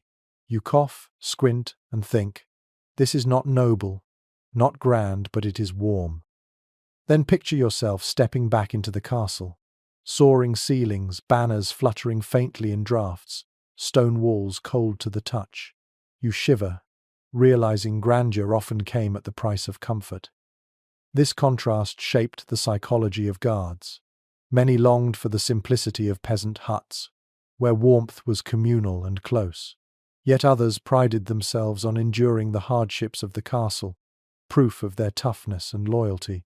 Sleeping in cold towers became a badge of honor, a mark that they were different from the villagers they once were. You settle back on your pallet, considering both worlds. The hut, smoky but warm. The castle, clean but cold. Each had its burdens, each its fleeting comforts. You tug your cloak tighter, wishing for the snug chaos of a cottage fire, but resigned to the icy grandeur of stone. And slowly, lulled by exhaustion, you drift into uneasy slumber once again, caught between the two worlds of medieval night. The thought of smoky cottages fades, and your mind turns to another influence on castle life, the routines shaped by monasteries. In the Middle Ages, castles and cloisters often stood side by side, and the discipline of monks left its mark on garrisons as well. Guards and monks lived in worlds divided by walls and duty, yet their nights were not so different. Both rose at odd hours, both endured cold stone dormitories, both relied on strict schedules to carry them through the long dark. One firmly established observation is that monastic houses set the rhythm of bells across medieval Europe. The canonical hours, matins at midnight, lauds at dawn, were marked by chimes that echoed beyond cloisters into castles nearby. Guards heard those bells and found their own nights punctuated, even if unwillingly, by the same rhythm. Just as monks shuffled into chill chapels to chant in the dark, soldiers shifted on their straw pallets, half awake, reminded that time never truly belonged to them but to the order of the bell. Something rather curious appears in accounts of mixed communities. Monks sometimes acted as moral overseers for garrisons, encouraging or demanding discipline in sleeping and waking. In certain castles held by bishops or abbots, guards were expected to follow routines not unlike monastic ones, rising at set hours, sleeping in communal dormitories, even keeping silence after nightfall. Imagine a group of weary soldiers, itching to laugh or curse, hushed by a monk gliding through the guardroom like a shadow, reminding them that silence was holy even in the bitter cold. Specialists remain divided about how strongly monastic habits influence secular castles. Some argue the overlap was profound, pointing to lords who borrowed monastic discipline to keep order among their men. Others insist soldiers lived by a rougher code, less concerned with piety and more with survival. The evidence is mixed, but the parallels are undeniable. Both monks and guards fought their own battles with sleep, hunger, and frost, guided by a shared culture of routine. Picture the sensory world of a monastic dormitory. Dozens of men in wool habits lie side by side on simple pallets, no fires permitted for fear of indulgence. The air is sharp, breath visible in the dark, silence broken only by coughs and the rustle of cloth. Guards in castles experience nearly the same. Rows of men on straw, cloaks pulled tight, forbidden fires risking punishment, silence heavy except for the groan of wind through arrow slits. In both places men prayed monks with psalms, guards with muttered charms that the cold would not claim them before dawn. There's even an odd tidbit about monks that trickled into guard culture. Some believed sleeping without too many blankets toughened the spirit, a form of holy endurance. Certain commanders echoed this idea, warning their men not to grow soft under too many furs. Imagine lying half frozen on your straw, grumbling that your misery was somehow good for your soul. It was a curious blend of faith and practicality, turning hardship into virtue. The rhythm of waking at intervals was another similarity. Just as monks rose for midnight prayers, guards woke for rotating shifts. In both cases, sleep was fractured, never whole, always broken by duty.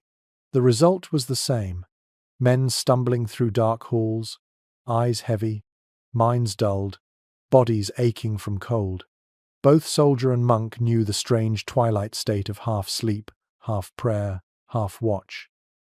Sensory details made these parallels vivid: the sting of icy stone beneath bare feet, the musty smell of communal bedding, the muffled sound of snoring comrades, the faint glow of a candle guttering in the draught.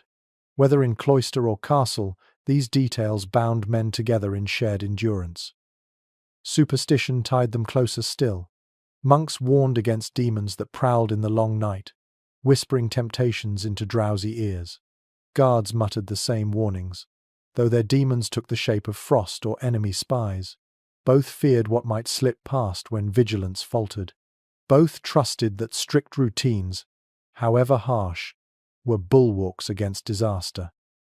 Now close your eyes and imagine lying in your castle guardroom, as bells toll faintly from a monastery beyond the walls. The sound drifts through the night, low and haunting, reminding you that others too are awake, others too shiver in stone halls. You pull your cloak tighter, whisper a prayer you learned as a boy, and let the rhythm carry you. The line between soldier and monk blurs in the dark. Both live by discipline, both sleep uneasily, both chase warmth in worlds of stone. For tonight, you are grateful for the rhythm itself. The tolling bells may wake you, the routines may grind you, but they also give shape to the endless night. Without them, you would drift, lost in cold and silence. With them, you endure, step by step, hour by hour, until dawn's light seeps through arrow slits and the long night finally loosens its grip. The echo of monastery bells fades, yet another sound creeps into the guardroom, one less physical, more unsettling. As the wind moans through the arrow slits and the brazier dies to ash, men begin whispering stories. In the medieval mind, the cold was not merely weather, it was alive, a force inhabited by spirits, demons, or the restless dead. You've heard comrades mutter about frost demons sneaking through cracks, or about the souls of the drowned drifting on winter winds. Superstition was a quilt just as real as straw or fur, covering men with both comfort and fear. A well-recorded belief across Europe was that cold nights drew spirits closer.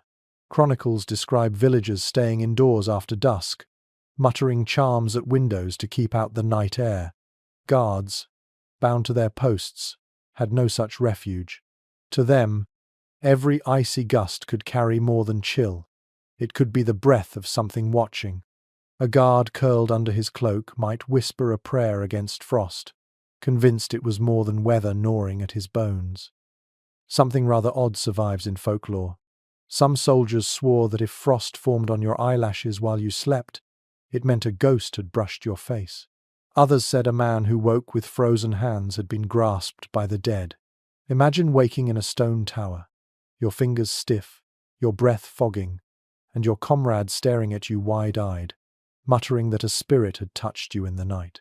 Whether you laughed or shivered, the superstition sank deep. Debate lingers among scholars about how much weight to give these tales.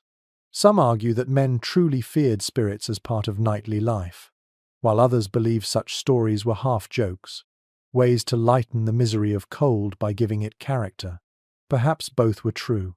Laughter by the brazier, prayers in the dark.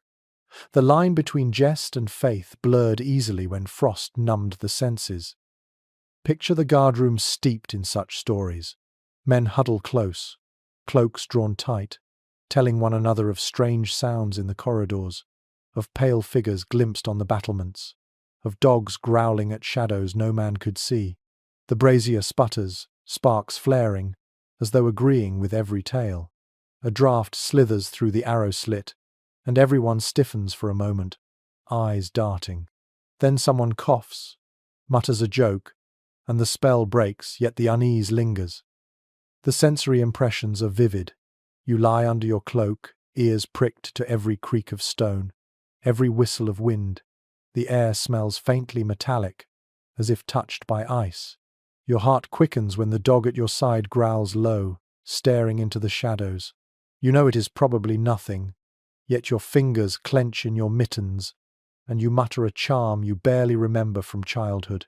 The night feels thicker, heavier, as though invisible eyes peer through the walls.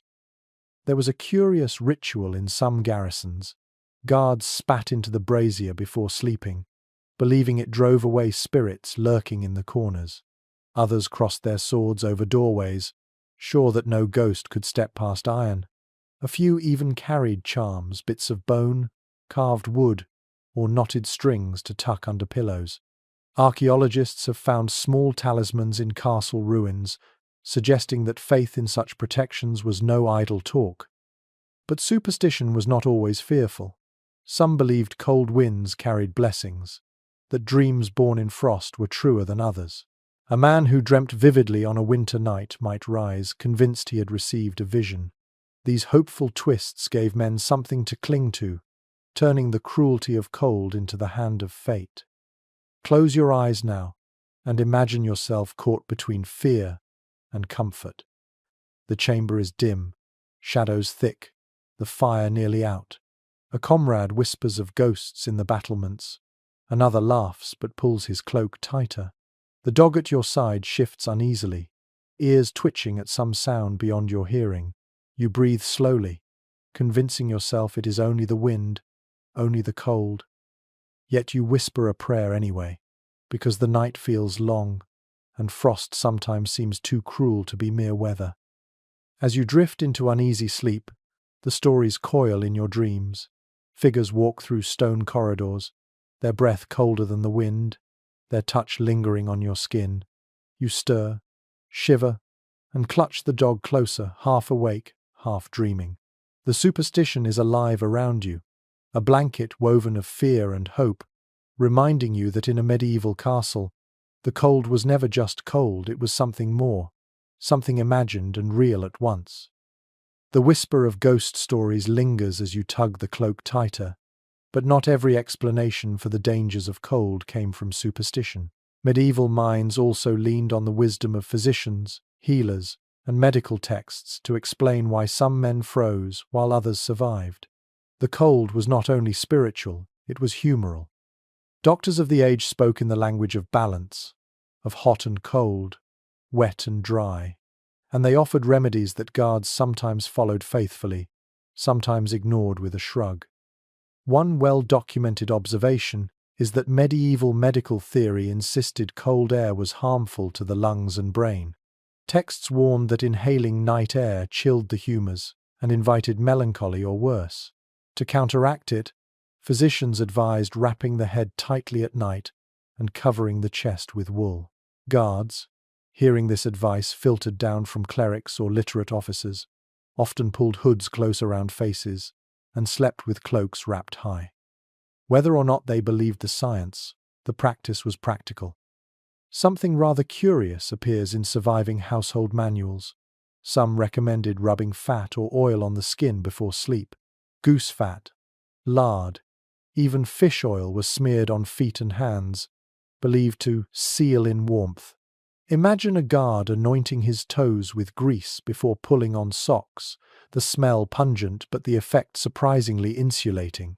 You might wrinkle your nose, but in the context of icy stone floors, it was worth the stench. Debate among historians continues about how much medical advice trickled into common guard life. Some argue that only nobles or wealthy officers could access written texts and expensive remedies like spiced wine or medicinal herbs. Others suggest that simplified practices like eating warming foods or keeping extremities covered spread widely through oral tradition. The truth likely lies between. Detailed prescriptions stayed with the elite, but everyday remedies filtered down to the men who shivered on the straw. Picture the sensory world of these remedies. A guard rubs oil into his hands, the slick sheen catching faint firelight. Another sips a cup of hot wine steeped with cinnamon, its aroma rich and foreign. A third chews on garlic cloves, muttering that physicians praised it as a warming food. The chamber fills with odd mingling scents: smoke, sweat, grease, spice, and pungent herbs. The air feels heavier, but the men swear it keeps them safe from the night's cruel bite. Medical advice often overlapped with diet. Doctors urged men to eat hot foods, onions, mustard, pepper before bed to stoke the inner fire. Guards complied when they could, tossing whatever spices they had into simple stews.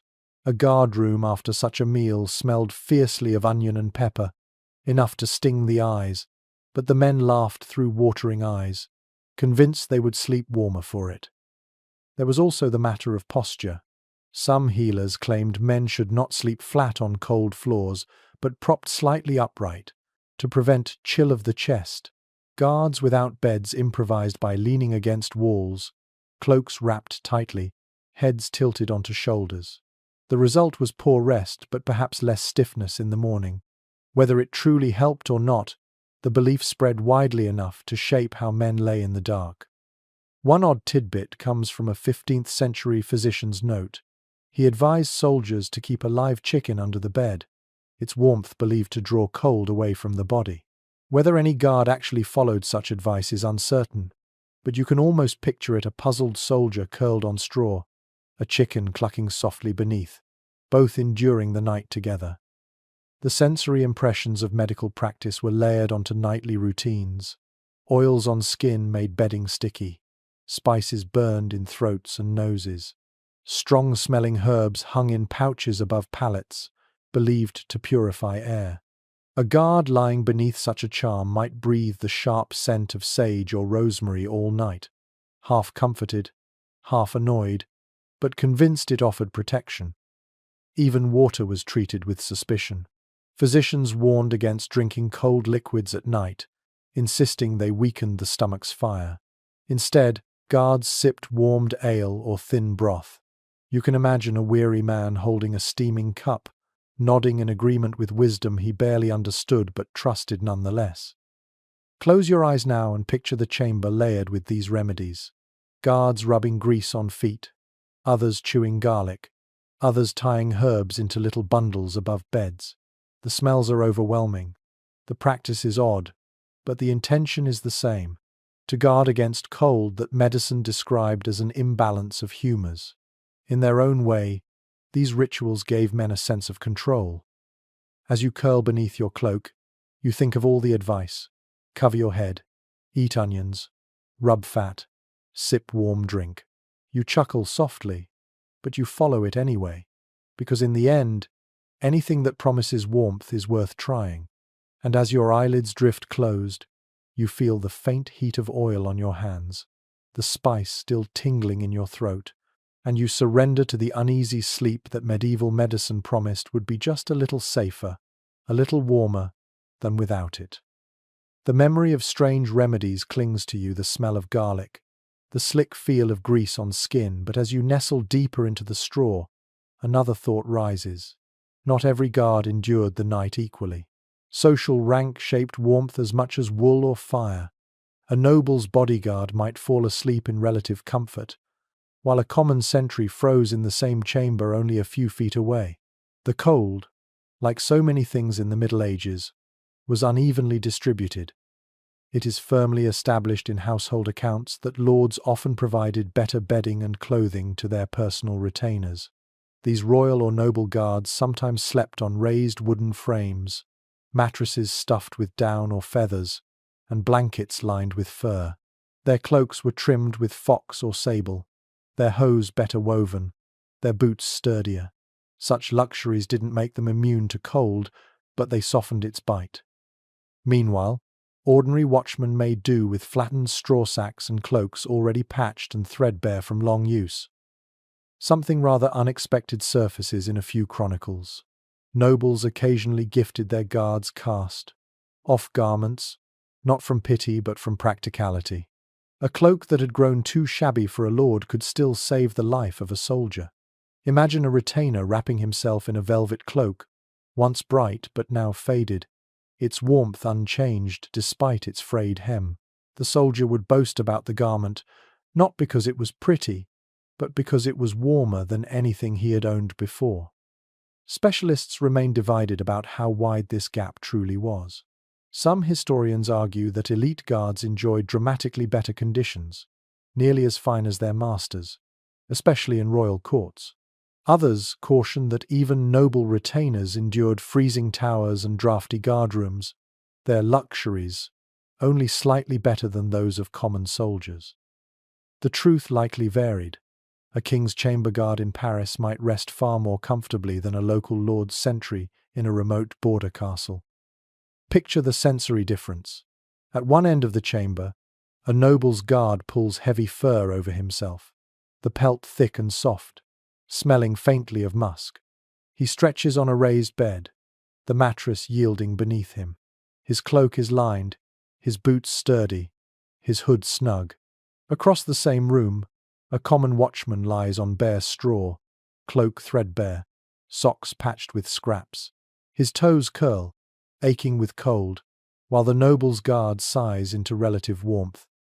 The contrast is not hidden, it is in every glance across the chamber, every rustle of finer cloth. And yet, even with disparity, bonds of service created peculiar moments. A noble might order his personal guard to share warmer quarters, while the rest of the garrison huddled elsewhere. But in emergencies, sieges, raids, bitter winter's lines blurred. Even the king's men found themselves shoulder to shoulder with ordinary soldiers, sharing whatever warmth they could.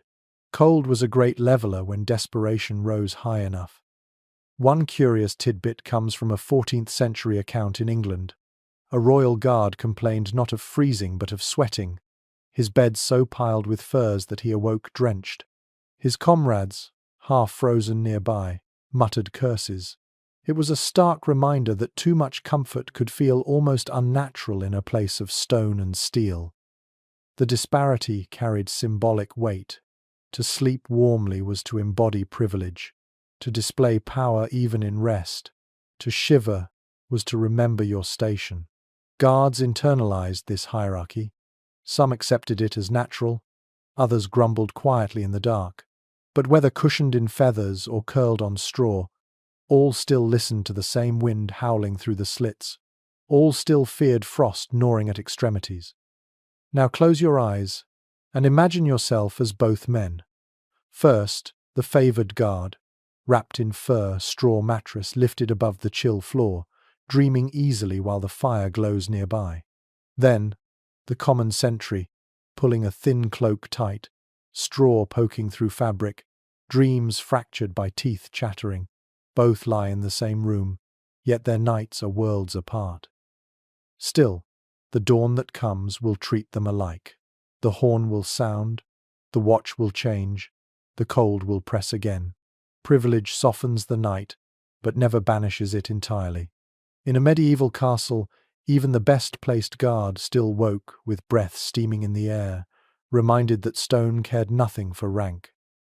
And so you, wrapped in whatever cloth you own, drift once more into uneasy sleep, grateful for any scrap of warmth, resentful of none, for survival itself is the only true privilege the cold will ever grant. The contrast between rich and poor guards lingers in your thoughts, but soon your mind drifts to those who were not permanent members of the garrison, the travellers, merchants, messengers, and wandering pilgrims, who sometimes found themselves inside castle walls after nightfall. Unlike seasoned sentries who knew every trick against frost, these temporary guests had to improvise, often under the watchful eyes of the very men trying to keep warm themselves. It is well documented that castles acted as weigher stations, royal messengers carrying letters, merchants bringing goods, or noble allies on the road might be offered a night's shelter.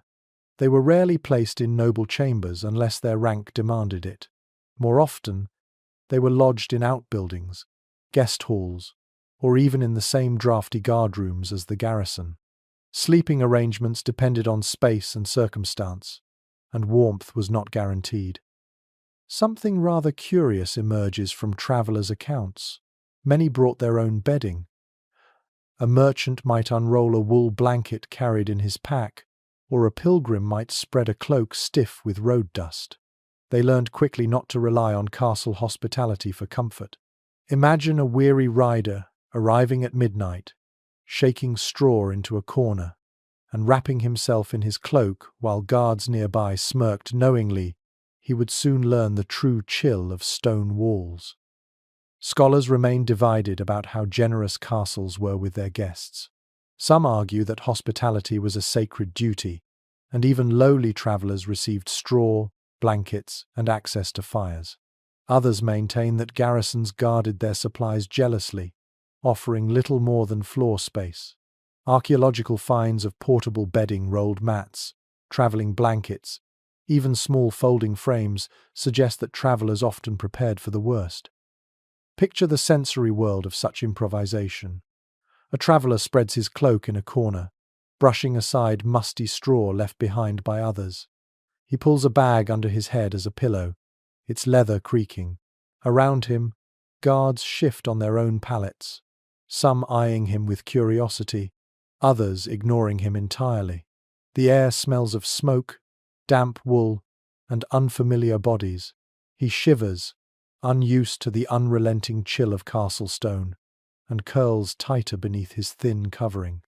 Some guests sought warmth by drawing close to guards' fires. There are tales of messengers slipping coins to soldiers in exchange for a place near the brazier. The brazier glows red. Guards mutter about fairness, but the coin jingles in someone's purse, and the traveler sleeps easier. In the morning, the smell of smoke clings to his cloak, but he rises less stiff than he would have otherwise. A curious anecdote from a German castle notes that travelers were sometimes told to sleep in stables, not only to free up space, but because the warmth of animals was better than the stone chambers themselves. A pilgrim might curl into hay beside a horse, waking to a wet nose against his cheek, warmer than he would have been in the guardroom. Though humiliating to some, many accepted the arrangement gratefully. Hospitality carried risks as well. Guards grumbled about strangers bringing fleas or stealing blankets.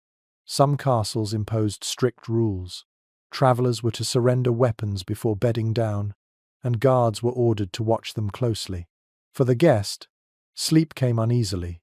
Warmth traded for a sense of vulnerability under the eyes of men who could easily turn hostile. Close your eyes now and imagine yourself as one of these travelers. You have ridden all day through rain, your cloak damp, your bones aching. You enter the guardroom with relief, only to find the air colder than the stable you left behind. The guards wave you toward a corner where you spread straw hastily and wrap yourself in your cloak. You hear their laughter, their muttered stories, their snores as they drift off. You lie awake longer, teeth chattering, wondering if morning will ever come. For the seasoned guard beside you, the night is routine. For you, the traveller, it is a lesson in humility, a reminder that castles, though strong, were not built for comfort. Yet in the end, both of you share the same goal, to last until dawn without freezing. And as your eyes close at last, shivering under thin cloth, you realize you are now part of the same story of survival, bound by stone, straw, and cold. The image of shivering travelers fades, and your thoughts shift toward the families who sometimes lived within the castle walls. Not every guard was a solitary figure. Many brought wives and children with them, especially in long-term garrisons where service stretched over years. These women and children shared the same drafty chambers, the same icy stone, the same tricks of survival. A castle at night was not only a fortress, but also a strange, half-hidden home. It is a well-attested fact that in peacetime, garrisons often included households. Records of provisioning list not only bread and ale for soldiers, but also extra grain, cloth, and firewood for their dependents. Wives acted as laundresses, cooks, or nurses. Children fetched water, ran errands, or tended animals. At night, all of them faced the same cold as the men on watch, curling together in corners of towers or tucked into lofts above storerooms. Something rather touching emerges from accounts. Children often slept directly beside their fathers in guard chambers, burrowed under the same cloaks. Imagine a weary sentry returning from a shift, his boots still wet, lying down on straw with his small son pressed against him, both wrapped in one woolen blanket. The boy, already asleep, breathes evenly. The father, bone, tired, smiles faintly despite the cold. That closeness turned bleak rooms into places of fragile warmth. Specialists remain divided about how common these family arrangements were. Some argue that many castles were strictly military, barring women and children, except in times of siege. Others point to payroll records and household lists that clearly included families, suggesting they were far from rare. The truth may lie in the size and purpose of the castle. Frontier fortresses were often Spartan, but administrative castles in settled regions became miniature towns, families and all. Picture the sensory details of such a guardroom family. A mother sits near a brazier, mending socks by dim firelight, the smell of singed wool drifting in the air. Children tumble onto straw piles, giggling until a stern look hushes them. A guard, exhausted, dozes in a corner while his wife pulls a cloak over him. The room is thick with sounds. Crackle of fire, muffled laughter, the hiss of wind through the slits. The smell is layered smoke, sweat, milk from a goat tethered nearby, and the earthy tang of straw. One odd tidbit from a French castle roll mentions children being issued half rations of ale, watered and weak, to help them sleep in the cold. Imagine a drowsy child, sipping thin ale before curling against her mother's side, warmth rising in her cheeks, eyelids drooping as the wind howls beyond the walls. It is both strange and tender, a reminder that even the smallest shared in the customs of the garrison. For women, the battle with cold was no less fierce. Many worked while bundled in layers, skirts dragging through damp rushes. At night, they layered cloaks over their children, sometimes even cutting strips from their own garments to patch bedding. Some whispered charms against frostbite, others relied on faith, all while trying to create pockets of warmth where none naturally existed. The presence of families changed the psychology of guards as well. A soldier lying down beside his wife and children felt a different responsibility, to keep them alive as well as himself. He could endure misery alone, but watching a child shiver made the cold more cruel. It also made camaraderie stronger. Guards with families often shared extra fuel or food with those who did not, knowing the burden was greater. Superstition surrounded children especially. Some guards believed young ones attracted spirits of cold or sickness more easily, and so they placed charms under children's bedding, bits of iron, sprigs of rosemary, or even carved wooden crosses. Whether effective or not, these objects gave parents comfort in a world where medicine was scarce. Now close your eyes and picture such a night. You are not alone in the guardroom, but surrounded by the quiet chorus of a family's breathing. A child stirs in sleep, murmuring softly. A woman tucks a blanket tighter around her husband. The fire burns low, but its glow reflects in weary eyes. The chamber is still cold, draught slipping in, yet the presence of family reshapes it. The stone no longer feels like a prison, but a fragile shelter where warmth is measured not only in degrees but in closeness. You drift into sleep among them, your mind softened by the sound of a child's soft sigh, by the shared warmth of bodies huddled together, by the quiet determination of families who, against all odds, made even a castle's icy towers feel like a home. The gentle sighs of children fade into memory, and now your thoughts turn to the nights when comfort was stripped away entirely when the castle was under siege. In such times warmth became even rarer, food scarcer, and sleep more fragile. A guard on duty during a blockade faced not only cold stone and biting wind but also gnawing hunger, frayed nerves, and the ever-present fear of an enemy assault. To lie down and rest was to enter a world of deprivation, where survival meant enduring far more than frost. It is a well-recorded fact that sieges could last weeks, months, even years. Chronicles tell of castles where supplies dwindled so low that men burned furniture for fuel and ate rats to stave off starvation. In such conditions, warmth was nearly impossible to maintain. Fires were rationed carefully, smoke kept low so as not to reveal positions. Guards might find themselves sleeping without a brazier, their breath hanging white in the air, the straw beneath them thin from reuse. The cold pressed heavier when bellies were empty, for hunger stripped the body's fire as surely as wind stripped the skin. Something rather unexpected appears in siege accounts. Men sometimes slept in their armor. It was not only readiness for attack that demanded it, but also the peculiar comfort of steel.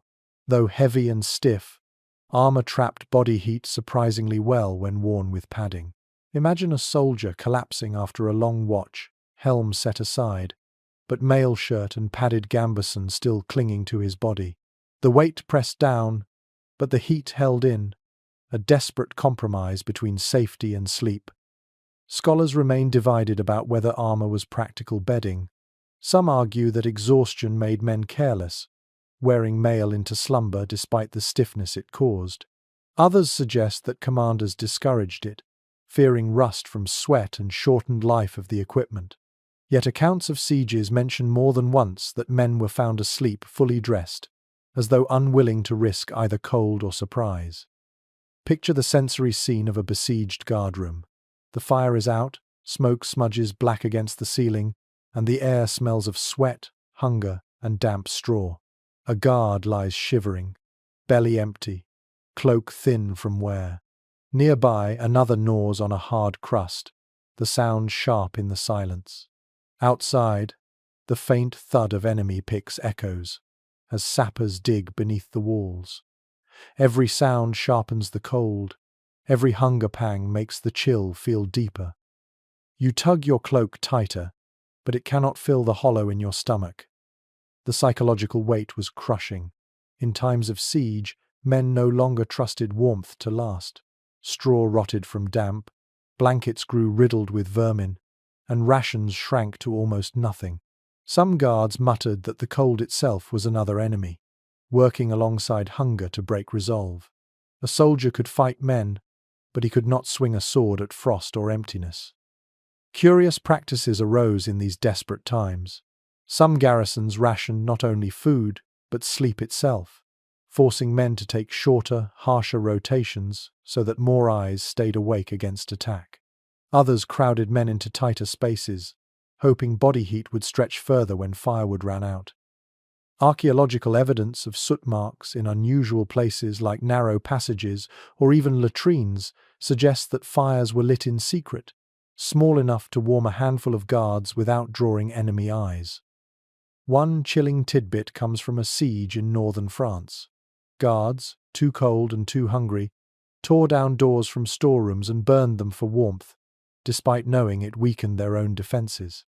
Imagine the crackle of a wooden door aflame, the momentary relief of heat, the lingering dread of having destroyed something vital just to live another night.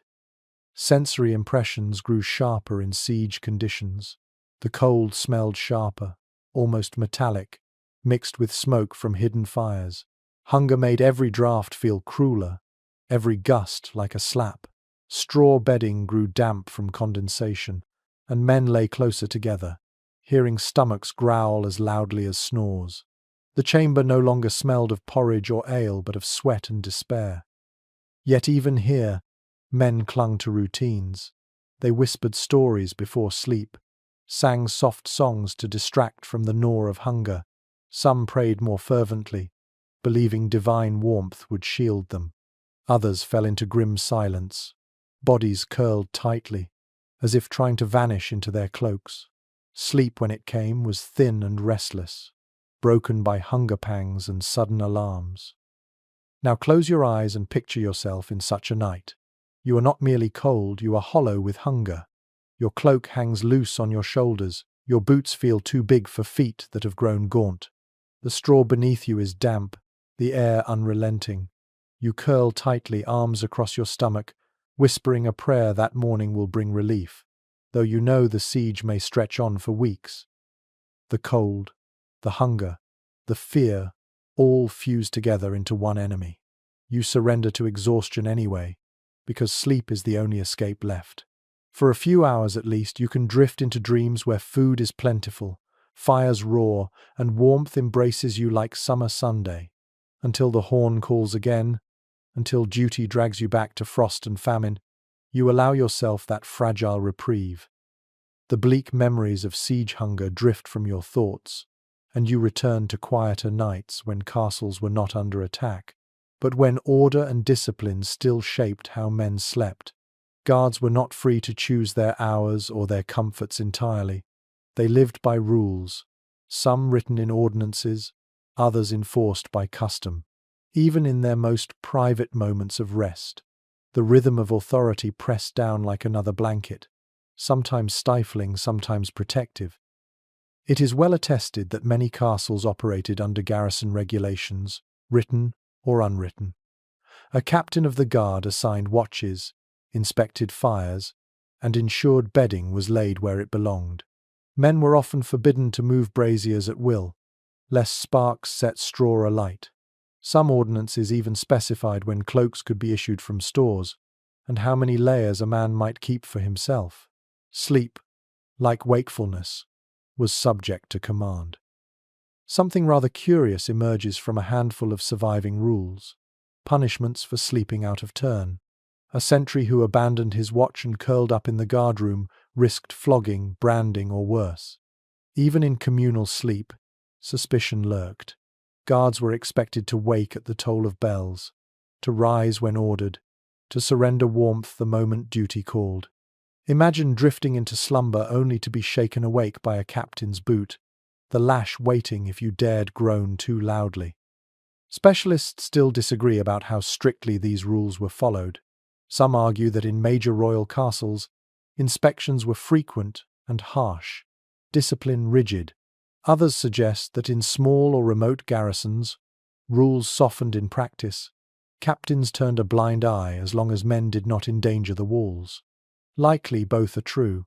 The letter of the law loomed, but its enforcement bent with circumstance. Picture the sensory world of a disciplined guardroom. The fire burns low but steady, carefully tended because regulations forbid it to blaze too high. Men lie in rows, each in his assigned spot, cloaks pulled over them. The air smells of smoke and oil, faintly acrid from armor laid nearby. The captain's steps echo as he checks the room, the clink of his sword a warning not to feign sleep too deeply. Even in rest, men remain aware of hierarchy, sleeping. Yes, but sleeping under watch. There's a tidbit of humor in some accounts. Men caught dozing on duty were forced to perform humiliating penances. One chronicle describes guards made to carry buckets of cold water through the courtyard, barefoot, as punishment for nodding off. The irony was cruel. They were colder afterward than before, but the lesson lingered. Others were fined ale rations, the loss cutting deep, for warmth was not only wool and fire but also drink. Discipline extended to bedding itself. Some castles issued communal straw fresh at intervals, while others demanded men gather and replace it themselves. Straw was measured, rationed, even inspected. Guards joked about being treated like livestock, their bedding allotted with the same precision as horse fodder. Yet they complied, knowing neglect meant worse: vermin infestations, dampness, or outright sickness. The psychology of discipline mattered. Rules, though resented, created predictability. A guard might grumble about being woken for his shift, but he trusted that someone else would rise when his turn ended. A captain's insistence on neat rows of bedding and orderly fires gave a sense of control against the chaos of cold. Order was another layer of insulation, thin but meaningful. Superstition wove into this system too.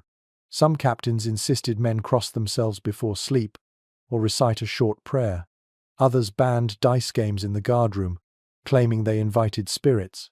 Whether rooted in faith or discipline, these rituals gave men a sense of being protected not just by walls, but by rules themselves. Now close your eyes and imagine yourself in such a night. You lie in your assigned place, straw rustling beneath you, cloak drawn tight. The brazier's glow is small but steady, its heat rationed carefully. You hear the captain's boots fade as he leaves the chamber. the door closing with a heavy thud. Around you, comrades shift and sigh, but none dare complain too loudly. The rules hold the night together. You breathe slowly, surrendering to sleep, grateful for order even as you resent its iron grip. In the end, discipline did not banish the cold, but it gave shape to survival. Without it, the guardroom might dissolve into chaos, fires burning too high, men sleeping too long, watch posts left empty. With it, life was harsher but steadier, the castle safer. And so, as you drift off beneath the weight of rules as much as cloaks, you accept that in a medieval castle, even sleep was an act of obedience, another duty carried out beneath the watchful eyes of stone. The image of captains pacing the guardroom fades, and your thoughts wander toward the structure itself, the architecture that shaped every draught, every breath of warmth, every shiver in the night. Castles were built for defense first and comfort second, and their very design made the battle against cold an everyday struggle. Sleeping in them was not just about blankets and cloaks, it was about navigating a space designed to be harsh. It is a firmly known fact that thick stone walls, often 2 or 3 meters across, were excellent at absorbing and holding damp. In summer, this made castles pleasantly cool, but in winter, it turned every chamber into a refrigerator. Guards lying against outer walls woke to frost blooming on the stones beside them. Damp seeped into straw, boots stiffened overnight, and cloaks picked up a permanent chill. The very material that kept enemies out seemed determined to gnaw the life from those within. Something unexpectedly practical shows up in records of construction. Wall niches and alcoves were sometimes fitted with small fireplaces or wall stoves. These were narrow flues that carried heat from a fire below into upper rooms. Guards stationed in towers with such features slept a little easier, though smoke often leaked through cracks. Imagine curling on your straw pallet, hearing the faint crackle of fire hidden inside the wall, and pressing your back against the warm patch of stone. Comfort, yes, but fleeting and uneven warm shoulders, freezing toes. Specialists remain divided about how intentional this warmth was. Some argue that wall stoves were designed for comfort, part of the garrison's habitability. Others believe they were primarily structural, carrying heat for lords' chambers above, with guards benefiting only by accident. Either way, their presence left marks: soot-stained niches, scorched bricks, clues that warmth sometimes seeped into even the humblest rooms. Picture the sensory world of castle architecture at night. Wind whistles through arrow slits, designed to let archers shoot but now acting as funnels for icy draughts. Wooden shutters, when present, creak against their hinges, banging softly in storms. Ceilings soar high, losing precious warmth into dark rafters. The air smells of damp mortar and mildew, of straw long pressed against wet stone. You shift in your bedding, pulling your cloak tighter, but the castle itself feels alive, breathing cold down your neck, sighing through its cracks. Curious solutions appeared. Guards sometimes stuffed rags or moss into arrow slits to block drafts, though captains scolded them for risking visibility. Others hung spare shields or cloaks across openings. A few castles added wooden paneling along lower walls, a layer of insulation against the damp. These boards grew warped and dark with age, but to a shivering guard, even thin planks felt like a gift. There's an odd tidbit from Scandinavian castles. Some had sleeping platforms built directly into the thickness of walls. Men climbed into alcoves carved like bunks, enclosed on 3 sides by stone. These spaces trapped body heat effectively, though condensation often soaked bedding. Imagine sliding into a stone nook, straw beneath you, cloak pulled tight, your body heat filling the small cavity until it felt almost like a cave. Architecture also dictated sound. Thick walls muffled outside noise, making the guardroom feel isolated, but they amplified the echo of boots, coughs, and snores inside. Sleep was never silent. You might lie awake hearing a single drip of water from a leaky roof echoing like a drum. The stone itself carried sound in strange ways, sometimes convincing men that whispers came from nowhere, fueling both jokes and fears of spirits. The psychology of space mattered too. Vast halls intimidated, their emptiness making the cold seem worse. Small chambers comforted, even if cramped, because body heat clung to the air. Guards often preferred to sleep piled in corners rather than spread evenly, not only for warmth but to shrink the space around them. A corner, however drafty, felt less like a void than the middle of a great room. Superstition tied itself to stone as well. Some men swore certain walls were colder because they were haunted. Others believed alcoves held protective spirits. A guard might choose his sleeping spot carefully, avoiding a place where another had once frozen or died. Whether born of fear or memory, these choices shaped how straw was spread and cloaks laid down. Now close your eyes and imagine yourself within this architecture. You lie against a wall, its damp chill seeping through your cloak. Above, rafters vanish into darkness. An arrow slit moans with wind, rattling the shutter. Your straw rustles as you shift, tucking your feet away from a patch of frost.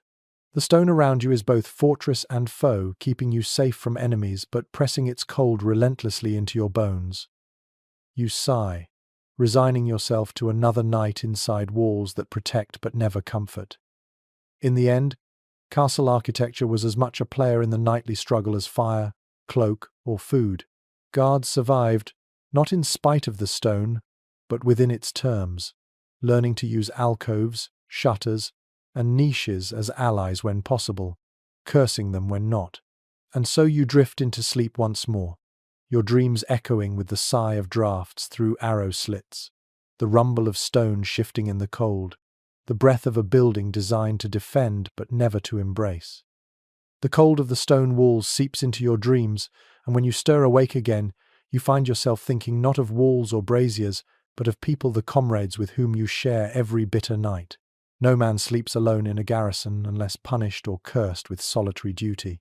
Warmth, like laughter, is communal.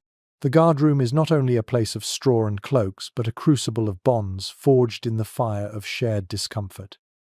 It is a firmly attested detail from garrison life that men slept packed closely together. The reason was practical. Body heat multiplies when bodies touch. A row of guards, shoulder to shoulder, generated warmth no cloak could equal. Some chroniclers describe men lying like sardines in a barrel, pressed so tight that one man's movement woke the next. It was far from elegant, but it kept fingers and toes alive through nights when frost lay thick on the windows. Something rather endearing appears in anecdotal notes. Guards developed small rituals to make this intimacy bearable. Some muttered jokes before lying down. "Don't steal my warmth, you thief," while others swore loudly to keep boots away from their faces. Imagine a chamber filled with groans, laughter, curses, and eventually the deep sighs of surrender as men arranged themselves in human rows against the cold. Scholars continue to debate whether this practice was driven more by necessity or camaraderie. Some argue it was entirely practical, a survival tactic with no deeper meaning. Others point to the bonds recorded in chronicles, the loyalty, the shared jokes, the grief when one comrade did not wake as evidence that closeness at night built loyalty by day. Likely it was both. Warmth demanded it, but friendship grew from it. Picture the sensory world of a crowded guardroom. Straw rustles under a dozen bodies, the air heavy with the musk of wool and sweat.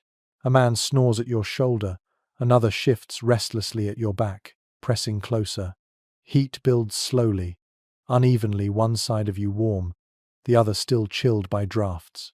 The room smells of breath, damp cloth, and faint smoke.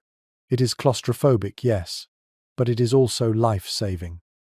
There's a curious tidbit from a Burgundian garrison.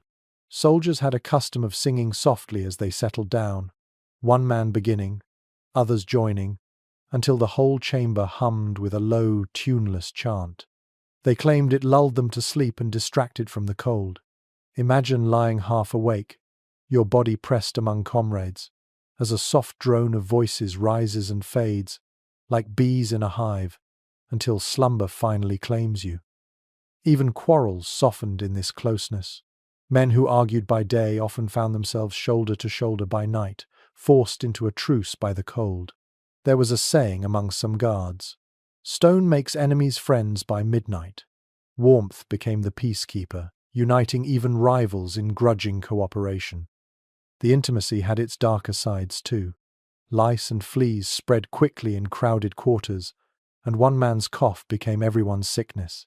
Guards joked about borrowing fleas from neighbors, but outbreaks of disease were no laughing matter. Yet even with these risks, few chose distance. A man who slept alone in a cold corner out of pride often paid with sleeplessness, while his companions, itchy but warm, endured. The psychology of comradeship cannot be understated. To fall asleep surrounded by fellow guards was to feel protected. You knew that even if you slept too deeply, someone beside you might stir at a noise, shake you awake, or share an extra fold of cloak. Cold may have been relentless, but solidarity made it survivable. Now close your eyes and imagine yourself in that room. You lie between two comrades, one snoring, the other muttering in his dreams. Your shoulders touch, your legs press against theirs, warmth pooling where your bodies meet. You wrinkle your nose at the smell, grumble at the snores, but slowly your muscles relax. The draft still creeps through arrow slits, but the human wall around you shields most of it away. You breathe in unison with those beside you, lulled by the rhythm, soothed by the knowledge that you are not alone. In the end, comradeship was the castle's truest blanket. Straw rotted, fires died, cloaks tore, but the presence of men beside you endured. Together, you outlasted the night. And so, as your eyes close again, you drift into dreams of warmth, not born of wool or fire, but of shared breath and shared burden. The quiet bond of guards who learned that survival itself was a team effort. The memory of comrades pressed shoulder to shoulder still lingers when you stir again. But this time your thoughts wander upward to the towers and battlements where guards often dozed between their rounds. Unlike the relative shelter of a guard room, the open walls exposed men to the rawest elements, yet sleep sometimes crept in regardless. For a castle watchman, drowsing on the battlements could mean warmth stolen in fragments or death, if discovered. It is firmly recorded that guards were expected to remain alert through their shifts on the walls. Chroniclers mention punishments for those caught asleep at posts, some as harsh as execution, for a single lapse could doom an entire fortress. Yet human nature is stubborn, and in the endless monotony of a winter night, eyes drooped. Men leaned against merlons, slumped in corners of turrets, or crouched beside parapets with cloaks drawn high. These were not long sleeps, but stolen moments, fragile as sparks. Something rather curious shows up in scattered accounts. Guards used the warmth of stone itself to ease their vigil. Though walls radiated cold at night, during the day they absorbed sunlight. In early evening, a sentry might lean his back against sun-warmed masonry, enjoying a fleeting pocket of heat as darkness fell. Imagine pressing your shoulders to rough stone, still faintly warm beneath the chill, and dozing for minutes before the wind claimed it again. Scholars debate how common these battlement naps really were. Some argue they were rare, dangerous indulgences tolerated only in quieter regions. Others suggest they were unavoidable, even expected, so long as one eye cracked open now and then. Archaeological studies of tower alcoves with soot stains hint that small fires or lamps were sometimes hidden there, creating corners where guards could rest briefly between rounds. Picture the sensory details of such a vigil. The wind howls over the wall, pulling at your cloak, snapping its hem against your legs. Snow drifts across the parapet, crunching under boots. You crouch into a corner, knees hugged to chest, cloak pulled over your head like a tent. Your breath fogs beneath the fabric, warming your face slightly. The stone beneath you is hard, the draft relentless, but exhaustion drags at your eyes. You let them close for a moment, knowing it is dangerous, yet unable to resist. There's an odd tidbit from a 15th century English castle. Sentries sometimes stuffed straw into the gaps of their helmets to make impromptu pillows. leaning forward to nap while still half-seated. They joked about sleeping like owls, heads bowed, eyes hidden. The image is half comical, half desperate, a man clinging to scraps of rest while pretending vigilance. Psychology played a role too. Alone on a wall, silence pressing from every side, the temptation to drowse was irresistible. Guards sometimes sang softly to themselves, stamped feet in rhythm, or muttered prayers just to stay awake. But when fatigue overcame them, they curled in shadowed corners, trusting their comrades, or perhaps luck to keep them safe. The sensory world of a battlement sleep is harsher than any guardroom. Your cloak whips in the wind, icy flakes sting your face, the stone beneath numbs your limbs. You shift constantly, waking half a dozen times to stamp feeling back into your toes. Your ears strain at every sound, the creak of wood, the distant bark of a dog, the whistle of wind that sometimes mimics voices. Dreams blur into reality until you're not sure if the noise you heard was real or imagined. Superstition touched the battlements too. Some guards swore that sleeping too long in the open air risked your soul wandering, carried away by wind spirits. Others claimed dreams on the wall were prophetic, shaped by the endless sky. Whether warning or hope, these beliefs reminded men that sleep here was never ordinary. It belonged to the threshold between vigilance and vulnerability. Now close your eyes and imagine yourself as that weary sentry. You crouch in the lee of a merlon, cloak wrapped tight, straw padding your helmet against the stone. Your eyes droop, head nodding, until a sharp gust jolts you awake. You listen hard, heartbeat thudding, but hear only the wind. You sigh, close your eyes again, and slip into another brief doze. Minutes stretch uncertainly, cold gnaws at your fingers, but you endure. And when at last your relief comes, you stumble gratefully down the stairs, cloak stiff with frost, body aching, ready to collapse onto straw. In the end, battlement sleep was always uneasy, never safe. It was survival snatched in fragments, a compromise between duty and exhaustion. And as you finally curl once more in the guardroom, the memory of icy wind in your face follows you, a reminder that the walls that kept enemies out also kept guards awake, sleepless, and forever at war with the night itself. The bitter memory of icy battlements clings to you, but now your thoughts drift inward to the strange dreams that haunted guards when they finally collapsed into restless sleep. Fatigue, hunger, superstition, and the sting of cold all twisted the mind, shaping visions that felt as real as the stones beneath. Sleep in a medieval castle was never deep or easy. It was fractured, filled with images born of hardship. It is a firmly observed truth from chronicles and letters that men often recorded vivid dreams during harsh winters. The lack of steady warmth, combined with broken sleep from rotations, left their minds fragile. Dreams became sharper, stranger, etched into memory. Some saw feasts laid out in glowing halls, steaming meats and flagons of ale just beyond reach. Others dreamt of fire blazing warmly, only to wake with fingers numb, breath misting white. Hunger and cold wrote their own theatre in the mind. Something oddly fascinating emerges from folklore. Guards sometimes claim their dreams warned them of danger. One account tells of a sentry who dreamt of shadows scaling walls. Hours later, raiders were indeed spotted outside. Whether coincidence or sharpened intuition, comrades believed him, whispering that the cold itself opened a window to prophecy. Imagine lying on your straw, shivering, then waking from a dream of flames or spirits, unsure whether it was vision or fever. Scholars debate how much stock to place in these dream reports. Some argue they were exaggerations, storytelling after the fact. Others believe sleep deprivation and physical stress genuinely heightened awareness, making guards more prone to startling insights. The truth may lie between. Dreams were half born of physiology, half fed by faith and fear. Picture the sensory experience of such slumber. You lie curled beneath a cloak, straw pricking through the fabric. Your stomach growls, your toes ache, and at last you drift off, The dream comes swiftly. You stand in a hall of light, warmth flooding your skin, voices laughing around you. You reach for food, for a cup of wine, but the vision flickers. Suddenly the hall crumbles, stone turning to frost, laughter to howling wind. You wake with a start, body trembling, realizing the dream was nothing more than your mind clutching at comfort.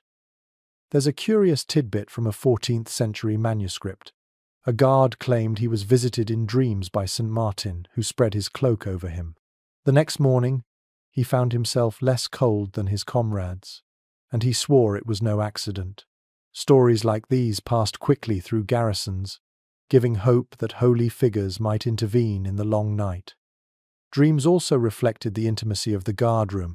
Men pressed shoulder to shoulder, often dreamt in parallel. One stirred, muttered of fire or food, and another beside him whispered the same vision later. Guards joked that dreams travelled like fleas, leaping from man to man in the dark. Yet beneath the humour was awe that shared hardship created shared illusions, as if their minds were huddled together as tightly as their bodies. Superstition-coloured interpretation. Dreams of warmth were good omens, said to promise survival. Dreams of ice creeping into rooms foretold sickness or death. Guards whispered these judgments to one another at dawn, weighing them against the day's duties. To dream of one's family was comforting. To dream of a black dog was considered a warning. The cold shaped both the images and the meanings assigned to them. Now close your eyes and imagine yourself sinking into such a dream. The wind howls outside, but in your mind a golden hearth roars, sparks leaping, heat soaking your bones. You stretch your hands toward it, sighing in relief. But then the fire fades, replaced by frost racing across the floor, climbing the walls, reaching for your skin. You wake, heart pounding, cloak clutched tighter. Around you, others stir and mutter, their faces pale in dim firelight. The dream has left its chill behind. For guards, dreams were not mere fantasies. They were extensions of the cold, echoes of hunger, reflections of fear, and sometimes they were the only escape. A man who dreamed of warmth carried that memory into the next watch, a fragile shield against despair. In a world where stone and frost seemed unbreakable, dreams gave a fleeting illusion of light. And so you drift once more, half comforted, half haunted, into another vision born of exhaustion. The castle breathes around you, its draughts whispering into your sleep, its chill turning into phantoms that stalk your mind. Dreams, strange and vivid, are as much a part of the night as fire, straw, or cloak, and like them, they help you endure until dawn. The strange, flickering dreams of fire and frost dissolve, and now you find yourself at the very edge of the night, where sleep blurs into survival, and survival blurs into memory. In all the routines and rituals, straw bedding, furs, fires, comradeship, superstition, you sense the thread that holds it all together. The sheer resilience of men forced to rest inside stone fortresses never meant for comfort. A medieval castle protected its people from arrows and sieges, but it offered no kindness against the relentless cold. Guards had to create that kindness themselves, one night at a time. It is a firmly established truth that castles were marvels of defense, yet poor shelters for warmth. The same features that made them strong, thick stone, high ceilings, arrow slits made them brutal to sleep in. Records from across Europe echo with the same laments. The wind pierces through the walls, one scribe wrote, and no cloak nor fire suffices. For guards, those laments were not words but lived reality. Every night was a negotiation between the cold's cruelty and the small strategies that blunted it. Something unexpectedly human emerges from these fragments of evidence. The laughter that accompanied the hardship. Even in the chill of draughty chambers, guards found humour. They teased one another about snoring like pigs, joked about fleas hopping from cloak to cloak, sang songs as they lay shoulder to shoulder. Cold may have been relentless, but camaraderie turned it from an enemy into an adversary, something they could mock, endure, and eventually outlast. Scholars continue to debate how effective these survival methods truly were. Did furs, curtains, braziers, and crowded sleep truly keep men safe from hypothermia, or did sheer toughness play the greater role? Some argue that constant adaptation, changing shifts, eating fatty foods, layering wool was enough. Others insist many men still fell ill or died, their endurance exaggerated by later romantic accounts. The question remains unresolved, and perhaps that uncertainty reflects the very fragility of their nights. Picture the sensory collage of a final medieval night. Straw rustles under bodies, the air thick with smoke and sweat. A brazier glows faintly in the corner, its embers cracking. Dogs shift and sigh among the men, tails thudding softly. A draught sighs through the arrow slit, tugging at curtains, stirring the firelight. Children murmur in their sleep. Wives tuck blankets tighter. Guards groan and stretch. The smell is layered. Wool, damp stone, garlic from supper, fur musky with lanolin. It is not pleasant, but it is alive. There's an odd tidbit from a later chronicle. One old guard, reminiscing, swore that he missed those nights in the cold tower more than any feast. For there I learned brotherhood, he wrote, and the warmth of men together.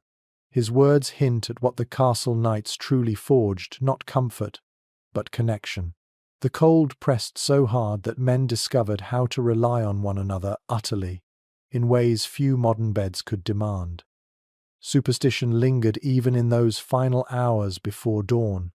A man waking to frost on his lashes might cross himself quickly, muttering that spirits had passed by. Another, dreaming of warmth, whispered to his neighbour that they would surely survive the winter. Belief, no matter how irrational, was another layer of insulation. Thin, fragile, but sometimes enough to carry a man through. Now close your eyes and imagine yourself at the very end of a night watch. The horn has not yet sounded, but you can sense dawn approaching. The fire has burned to ash, the brazier cold. Your cloak is heavy with damp. Straw pokes at your side. Your toes ache, yet you hear the steady breathing of comrades, the soft sigh of a dog at your feet, the faint crackle of frost easing on the walls. The worst is passing. And then, faint at first, light slips through the narrow slit, grey, pale, but light nonetheless. You stir, rubbing your eyes, breath still misting, but the promise of day warms you more than the cloak does. Soon, the captain will call, the next routines will begin, and the castle will hum with life again. But for this fragile moment, you have endured another night without freezing. And so, the long journey through those frozen chambers comes gently to a close.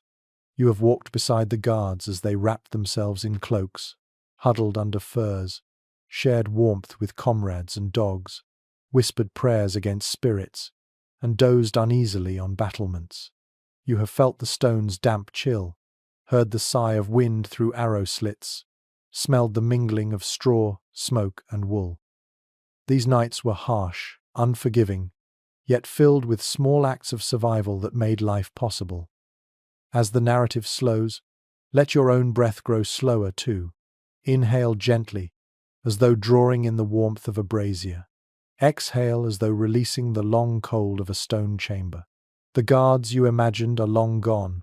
Their nights survived, their watch ended. What remains is the echo of resilience, the reminder that even in the harshest places, people found ways to endure, together. The flicker of fire fades now, the rustle of straw softens, the sound of boots, of bells, of distant horns drifts away. All that is left is the steady rhythm of breath, the comforting weight of a blanket, and the knowledge that dawn always comes, no matter how long the night. Let yourself sink deeper, as though into a cloak heavy with fur, as though into straw warmed by comrades' bodies. The stone walls of imagination grow faint, dissolving into gentle shadow. You are safe, you are warm, and you are ready to rest. Sleep well, dream softly, and may your night be kinder than those endured by guards in cold towers long ago.